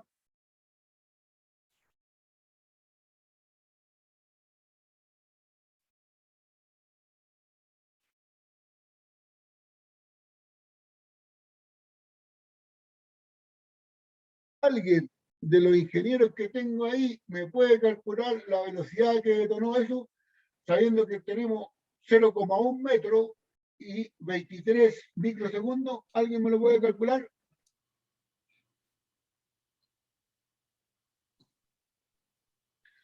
0,1 partido por 23, ¿cuánto nos da? Alguien que me diga, uno solo, no quiero a todos. Ya, pues niño. Uno solo. ¿Cuánto da 0,1 metros partido por 23? Ya, tenemos ahí a Cindy que dice que es 0,000434. Nicole Noriega dice que es 0,0043. Ya. Y Fabián dice X menos. 0, ahora, pero eso nosotros lo tenemos en metros por microsegundo. Si ese resultado lo multiplicamos por 1.000.000, ¿cuánto nos da? Ya, chicos, vamos. Pues Por 1.000.000. 0,0.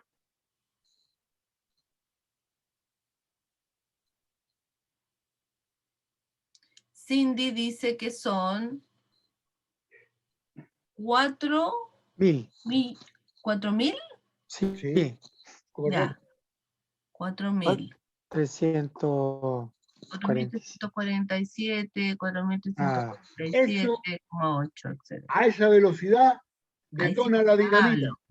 A esa velocidad detona 4.300 y fracción, ¿cierto? Ujú. Veamos otro explosivo, que es un poquito más rápido, un poquito más potente. Lo mismo, el hombre va a cumplir todas las medidas de seguridad, ¿ya? Generalmente esto lo hacemos así para que vean lo que no tienen que hacer. Ya. Sí. Lo mismo, vamos a detonar, pero este es una pentolita. La pentolita del famoso APD que fabrica NAE, es una mezcla de TNT con pentrita más o menos 50-50. ¿Ya?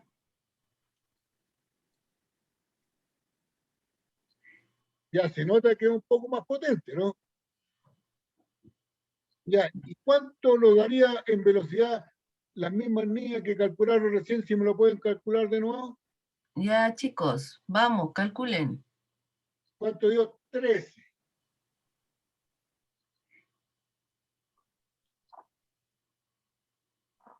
Cri, cri.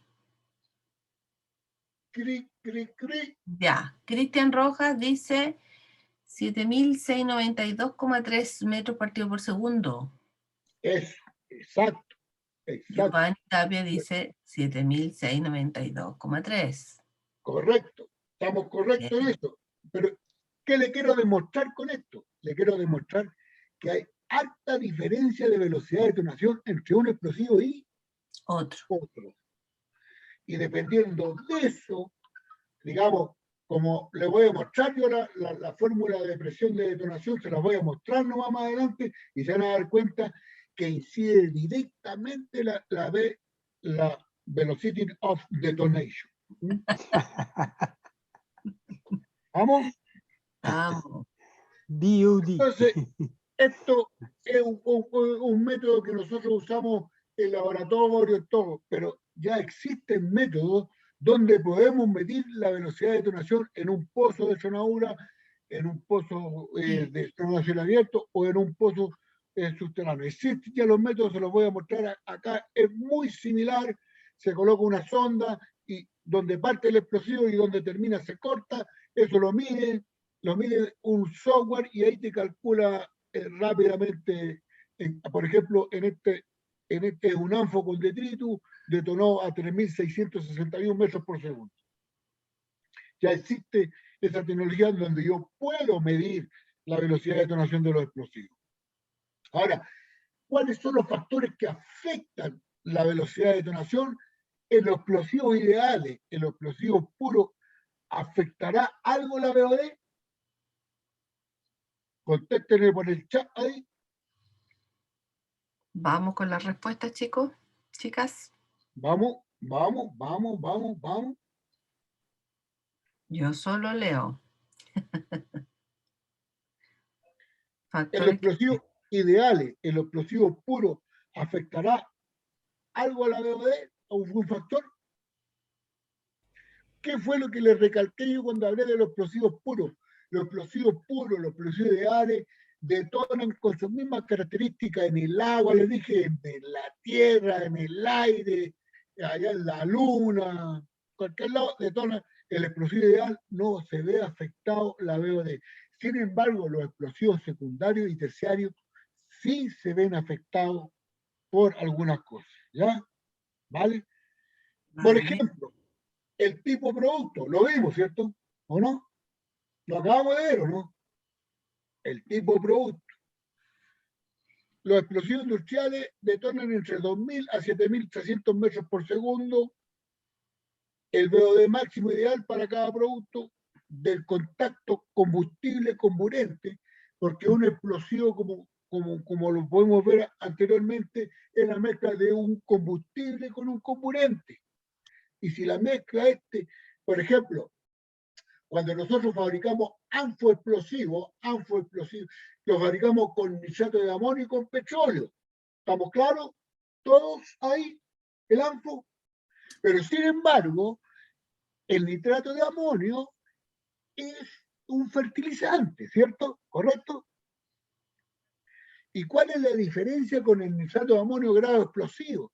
Porque las empresas que fabrican ANFO le agregan un aditivo a este nitrato de amonio que le mejora la absorción del combustible. Entonces, la mezcla combustible-comburente la hace más íntima. No sé si me estoy explicando. ¿Me explico bien por ahí, jóvenes? Giovanni, ¿se entendió? Más o menos. Está Dice bien, menos. más o menos. Está Ya. abierto el audio para el que quiera conversar. A ver, ¿quién tiene duda al respecto? Hola, buenas. Lo que no entendí es lo que dijo que se hacía distinto No, el nitrato de amonio. el nitrato de amonio tiene otro tratamiento, digamos, se le agrega un aditivo que mejora la absorción del combustible, del petróleo. ¿Ya? Yo podría fabricar un ANFO con nitrato de amonio, fertilizante y petróleo. Sí, podría, pero indudablemente no va a ser el mejor y para detonar tendría que hacer más esfuerzo que lo hago yo normalmente. No sé si me explico. ¿Ah? Porque el ANFO es una mezcla no explosiva que puede ser explosiva. Y si yo la desmejoro, menos explosiva va a ser. No sé si me expliqué bien por ahí. Eso es cuando la partícula o digamos la bolita del El PRIL. nitrato Eh, es como distinta, tiene como unos calados, así como las bolas de golf. Eso es lo que le hace la absorción al petróleo. los PRIL de nitrato, si nosotros fuésemos capaces de verlo en el microscopio, no sé si tengo tiempo, después se lo voy a mostrar, tiene altas oquedades por dentro. Y estas oquedades son las que absorben el petróleo. Y el aditivo que se le agrega en la fábrica de explosivos es para mejorar esa absorción de combustible, ¿ya? Y para mejorar el contacto combustible-comburente, ¿ya? ¿Vale? Ok, una consulta de Cristian. Dice si es como un catalizador lo que usted está hablando. No. Catalizador, digamos, es otro el sentido que tiene para catalizar energía. No. Este es mejorar la unión de un producto con otro, de un combustible con un comburente. Catalizador tiene otro significado, ¿ya? Ok, También, ¿qué afecta a la BOD? El diámetro de los, claro, pero hablamos de los explosivos no ideales, del explosivo no puro. Nosotros dijimos que el explosivo ideal y el explosivo puro, ese viejo se porta mal en todos lados, ¿ya? Deja la escoba en todos lados, el explosivo ideal puro en todos lados, detona igual, radiante igual, todo. Sin embargo, los no ideales, por ejemplo, el mismo ANFO, si yo lo cargo en un hoyo que tiene 2 pulgadas de diámetro y lo cargo en un hoyo, en un pozo que tiene 10 pulgadas de diámetro, tengan la plena seguridad de que la velocidad de detonación va a ser mucho mayor en 10 pulgadas. Ahora, claro está que si yo le coloco 100 pulgadas no significa que hay la velocidad hasta el infinito. No, va a llegar hasta una velocidad régimen y hasta ahí se va a estabilizar, que son más o menos 12, un cuarto pulgadas, hasta 15 pulgadas, ¿no, Carlito? Sí, correcto. Hay hasta 14, 15 pulgadas de diámetro que se han hecho en Chile. Claro. Y hasta ahí ya llega a una velocidad y ahí se mantiene. Si yo le colocara a 20 pulgadas, va a mantenerse a esa velocidad. Pero depende de eso. Pero si yo le coloco en 2 pulgadas, como te digo, ahí hay un gráfico ahí al ladito, ustedes van viendo que va subiendo de acuerdo a... Entonces, del confinamiento, ¿cuánto yo lo tengo encerrado eso? ¿Cuánto lo tengo encerrado? Va a depender de eso. Del diámetro crítico. El diámetro crítico de un explosivo se refiere a un diámetro en el cual él puede detonar. Por ejemplo, el ANFO en menos de 1 pulgada es posible que no detone. Entonces tiene que, si yo lo meto en más de 1 pulgada, entonces el diámetro crítico del ANFO, ¿cuál sería? Si yo le dijera no detone en 1 pulgada, va a ser 1 pulgada. Tengo que colocarlo en 1 pulgada, un cuarto, para que detone, por decirte algo. Entonces, a eso se refiere el diámetro crítico, ¿ya? Roberto, agrégale ahí que por exceso de confinamiento no podría detonar en un diámetro pequeño.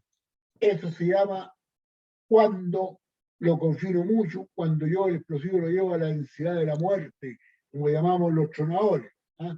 Si yo lo aprieto mucho, mucho, mucho el ANFO, es lo más probable que todos estos huequitos que tiene el PRIL yo los muela y los deje finitos y no va a detonar. Entonces, también mucha densidad es malo, poca densidad también es malo. Como dicen todos, ni mucho ni poco, lo justo. La densidad, y ahí es lo que se refería Carlito, a la densidad. Si yo lo aprieto mucho, lo voy a colocar muy denso. El ANFO, la densidad normal para detonar es alrededor entre 0,7 y 0,8 gramos por centímetro cúbico, toneladas por metro cúbico, todas las medidas que ustedes quieran por metro equivalente.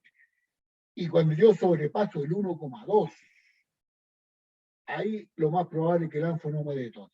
Sin embargo, hay ANFOs pesados que más adelante vamos a ver, ANFOs pesados, le llamamos a esos ANFOs que son repesados, ¿no? Antipáticos. No, el ANFO pesado le llamamos habitualmente cuando le agregamos nitrato de amonio por en forma de matriz y aumentamos su densidad. ¿Ah? Pero esos están hechos para eso. Y ahí lo vamos a ver más adelante, ¿vale? ¿Cómo vamos a estar ahí, muchachos? ¿Vamos bien? ¿A la 1? ¿Vamos bien? ¿A las 2? Todo bien, hay una consulta que dicen si el taco afecta el ABOD. El taco afecta la BOD. ¿El taco de qué? De 10 centímetros, taco aguja, ¿cuál taco? Ya, mira, el taco indudablemente es el que confina el explosivo, ¿ya? Entonces cuando uno hace los cálculos de qué cantidad de taco le voy a poner al tiro, está de acuerdo a todo lo que ha hecho nosotros. Si uno le coloca más taco o le coloca menos taco, ¿puede afectar la BOD? Sí. Por ejemplo, si yo coloco muy poquito taco, lo más probable es que ese explosivo eyecte y pierda confinamiento y eyecte. Si yo le coloco mucho taco, lo más probable es que ese explosivo, como decía Carlos, adquiera mucha densidad y no detone bien. Por eso es que el taco yo lo tengo que calcular. ¿Que afecta? Sí. Aquí decía claro, y eso, cuando afecta, cuando hablamos del confinamiento. ¿Ah? Si yo lo confino mal, va a afectar. A eso, no sé si responde tu pregunta. ¿Quién preguntó eso? Consultó Mónica Carrasco. Mónica, ¿te respondí tu pregunta? Por chat. Ahí también hace otra consulta, Mónica. Dice, ¿y en qué afecta que haya una detonación con gases? Me refiero a por qué se produce. Y dice que sí responde a la pregunta anterior su respuesta. A ver, la detonación sin gases no es detonación. A ver si me aclara la pregunta mejor. Claro, a ver, ¿en qué Mira, afecta que haya una detonación con gases? los gases, por eso te digo, siempre vamos a tener gases en una detonación. Si los gases escapan prematuramente por falta de un taco, va a afectar la detonación, digamos, no va a trabajar bien, ¿ya? Si los gases están muy retenidos, también vamos a tener problemas con la BOD y con la fracturación del material. Ahora, si nos referimos a los otros tipos de gases que vamos a ver ahora, el balance de oxígeno, no sé a cuál me pregunta Mónica, por eso que me aclare la pregunta. Y si le respondí lo que me... Mónica, Dice que, por ejemplo, en mantos blancos la mayoría de las detonaciones son como humo gris a negro, pero hay algunas que salen como gases naranjo. Su pregunta va referida al tema de los colores, al parecer. de los colores, justamente lo vamos a ver ahora. Lo ideal, mira, estamos justo, te voy a contestar la pregunta acá y cuando yo termine esta parte, ¿qué hora es? Vamos a terminar a las 8, porque tengo un compromiso a las 8:05 con mi nieto, así que a las 8 vamos a terminar, pero vamos a ver esta parte para contestarle a Mónica la pregunta, ¿ya? Digamos, las propiedades, dentro de las propiedades de los explosivos hay una que se llama balance de oxígeno. Entonces, cuando el oxígeno está balanceado en el explosivo, cuando tienen un balance de oxígeno cero, los gases que van a salir son CO2, agua, nitrógeno, y los humos que van a salir, humo gris claro y máxima energía generada. Cuando está bien balanceado. Cuando yo, por ejemplo, el ANFO digo que lo voy a hacer 94% de nitrato de amonio y 100% de petróleo, significa que lo tengo bien balanceado, entonces ese va a generar poco humo. A pesar de que vamos a hablar. Ahora, si yo tengo el oxígeno negativo, o sea, vale decir, le echo más combustible a la mezcla que oxígeno, voy a tener humos negros o grises, como dice la Mónica ahí, en manto blanco. Entonces, cuando yo tengo exceso de combustible, lo más probable es que me salgan humos oscuros, y la energía que yo libero del explosivo es menor a la máxima.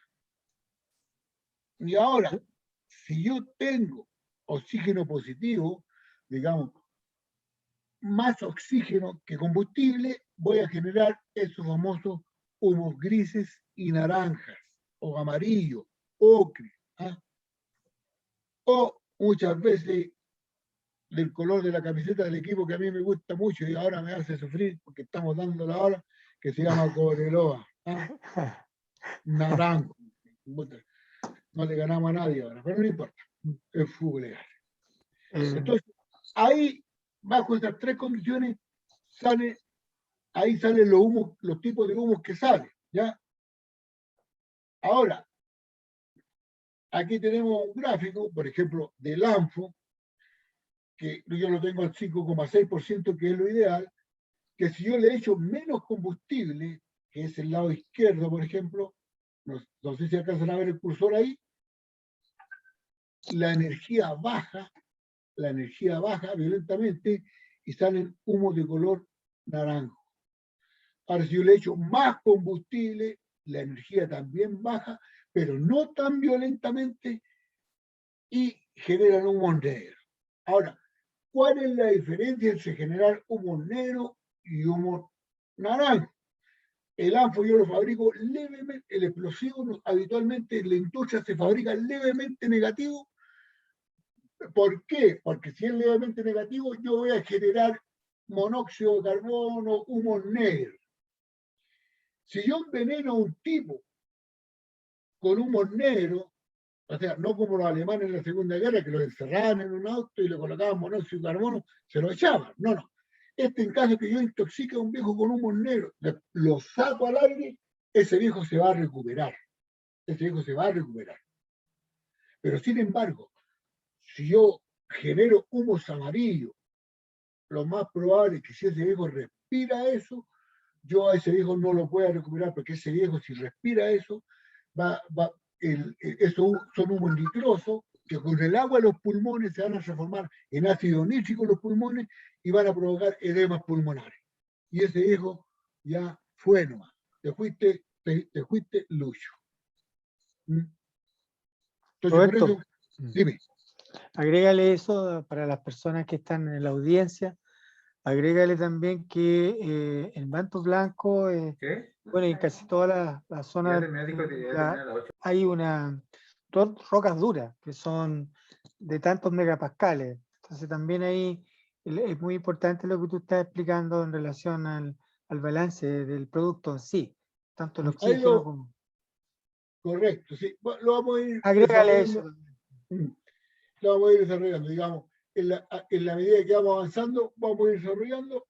Ahora vamos a desarrollar lo que se refiere a humo. Hay hartas cosas.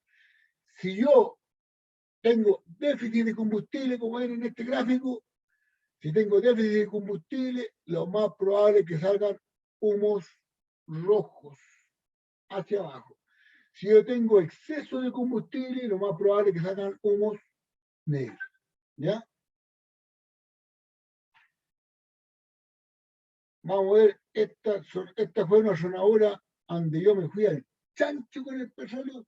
No le voy a decir a dónde, no le voy a contar a dónde, pero ustedes van a ver si se ve, ahí sí se ve. Miren, miren cómo sale, miren, miren, miren. Eso es porque tiene exceso de combustible. ¿Mm?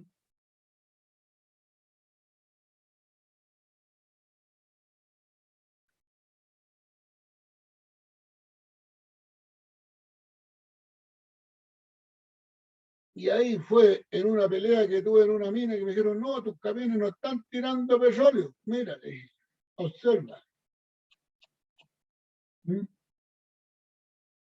Observa si no están tirando petróleo. Ahora, ese humo blanco que se ve ahí, habitualmente se genera cuando hay pozos con agua, ese es vapor de agua, ¿ya? Ahora, lo vamos al otro lado, partimos con la sonadura ahí, y ahí, mira, no les voy a contar en qué mina es, ya, no me pregunten, ¿vale? Miren cómo está, pero si ese humo yo lo respiro, me voy cortado. Mira, ahí parece que la sonadura fuese normal, pero pueden observar ahí, y eso es dañino. A cielo abierto no hay problema, a cielo abierto, digamos, uno lo ve, uno lo está mirando, espera que se despeje y entra. Pero en subterráneo, si llega a pasar esto, bueno, esto pasó, yo te digo, en Teniente, año 40 y tanto, más o menos, años, pero años atrás, cuando los explosivos, digamos, yo te hablo 50 años para allá, el explosivo era un poco más inseguro que trabajarlo ahora. Ahora, trabajar el explosivo es completamente seguro. Pero uno nunca debe olvidar que sigue trabajando con explosivos. ¿Ah? Eso tienen que tenerlo claro. A pesar de que la tecnología nos permite ahora bastantes ventajas con respecto al tiempo anterior. Yo te estoy hablando del año 40 y tanto, ahí en Teniente. Año 45. 45 fue. 19 de junio del año 45. La tragedia al humo.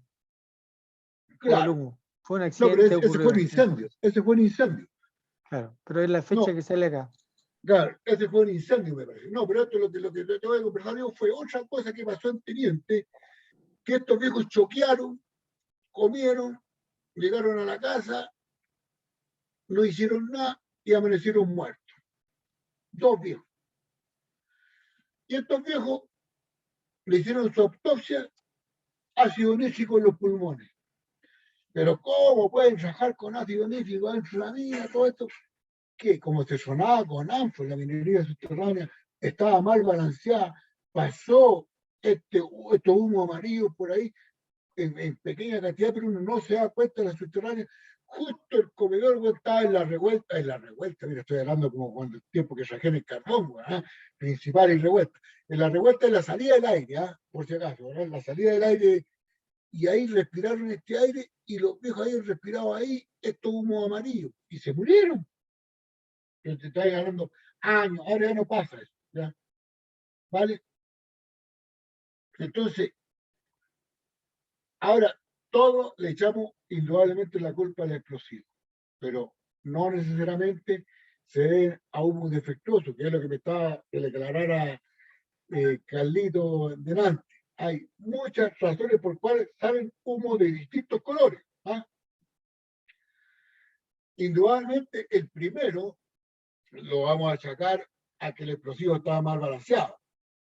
El primero, pero hay muchas razones.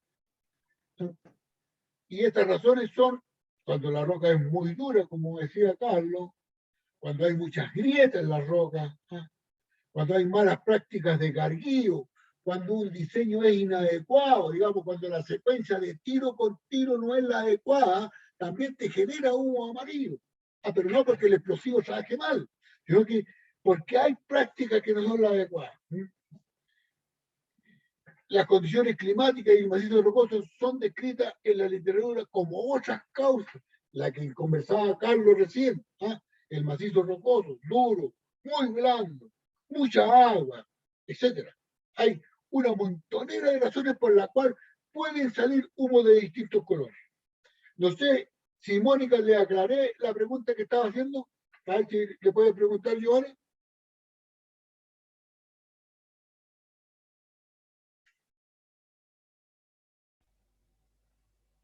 Sí, ahí respondió Mónica, dice que está respondida completamente su pregunta. Completamente y más. Claro, con Yapa. Ya, vamos viendo. Causas típicas de humos rojos o amarillos. Dosificación, la dosificación del explosivo. La relación ingredientes, la formulación de productos combustible comburente, falla el balance de oxígeno. El producto, la selección de un producto no adecuado para las condiciones ambientales de la sonadura, ¿verdad? Que tenga mucha agua y yo ocupé un explosivo que no resiste el agua, por decirte algo. ¿Ah? El primado, si yo no primé adecuadamente, no le di la iniciación que correspondía a esa mezcla, lo más probable es que algo defragre. La permanencia del explosivo en el pozo. A veces cuando adelantamos sonadura la tenemos 2, 3, 4, 5, 6 días. Y yo bueno, después si les contara alguna anécdota, ahí Carlito sabe, alguna anécdota que han pasado, terrible, ¿ya? Ambientales o del macizo. ¿Ah? Del macizo se refiere al macizo rocoso, ¿ya? No se refiere a mí. Yo soy macizo, pero es al macizo rocoso, ¿ya? Entonces, la presencia de agua, la roca reactiva. Hay rocas que reaccionan con el explosivo. Ojo con eso. Ojo con eso. El diámetro de perforación, de repente es muy chico. El confinamiento. Las grietas o rocas fracturadas o rocas muy duras. Y yo creo que hasta ahí vamos a quedar. Consulta, pregunta, y mañana vamos a continuar, vamos a tratar de rematar, porque esto es para largo, he tratado de resumirlo lo más que he podido. Pero no sé, espero, si me han entendido, si yo he explicado bien, si, a ver, que me den un feedback antes de retirarme, Giovanni, si pueden.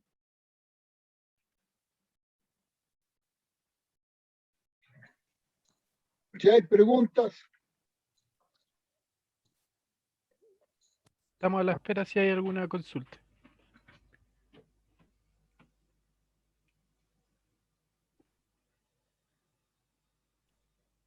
Hay comentarios de agradecimiento hacia usted solamente, de las explicaciones de su tiempo que dedicó al curso. Ya. Mañana quiero rematar yo, digamos, y ver que hagamos algunas cosas prácticas que hacemos en cielo abierto. En subterráneo le voy a mostrar ciertas cosas de tunelería también bien básicas. ¿Ah? Y eso. Ha sido un verdadero placer para ustedes y también para mí, y también haber compartido este rato, y lo estamos viendo mañana. ¿Ya, jóvenes? Claro. Nos vemos mañana, don Roberto, a la misma hora. Empezamos a las 6. Vale, Claro. vale. Chao, Carlito, amigo mío. Chao, un gusto en verte, Roberto. Igual, Carlos. Nos hablamos, nos hablamos. Vale. Hasta Chao, que mañana a estén bien. todos. Adiós. Adiós.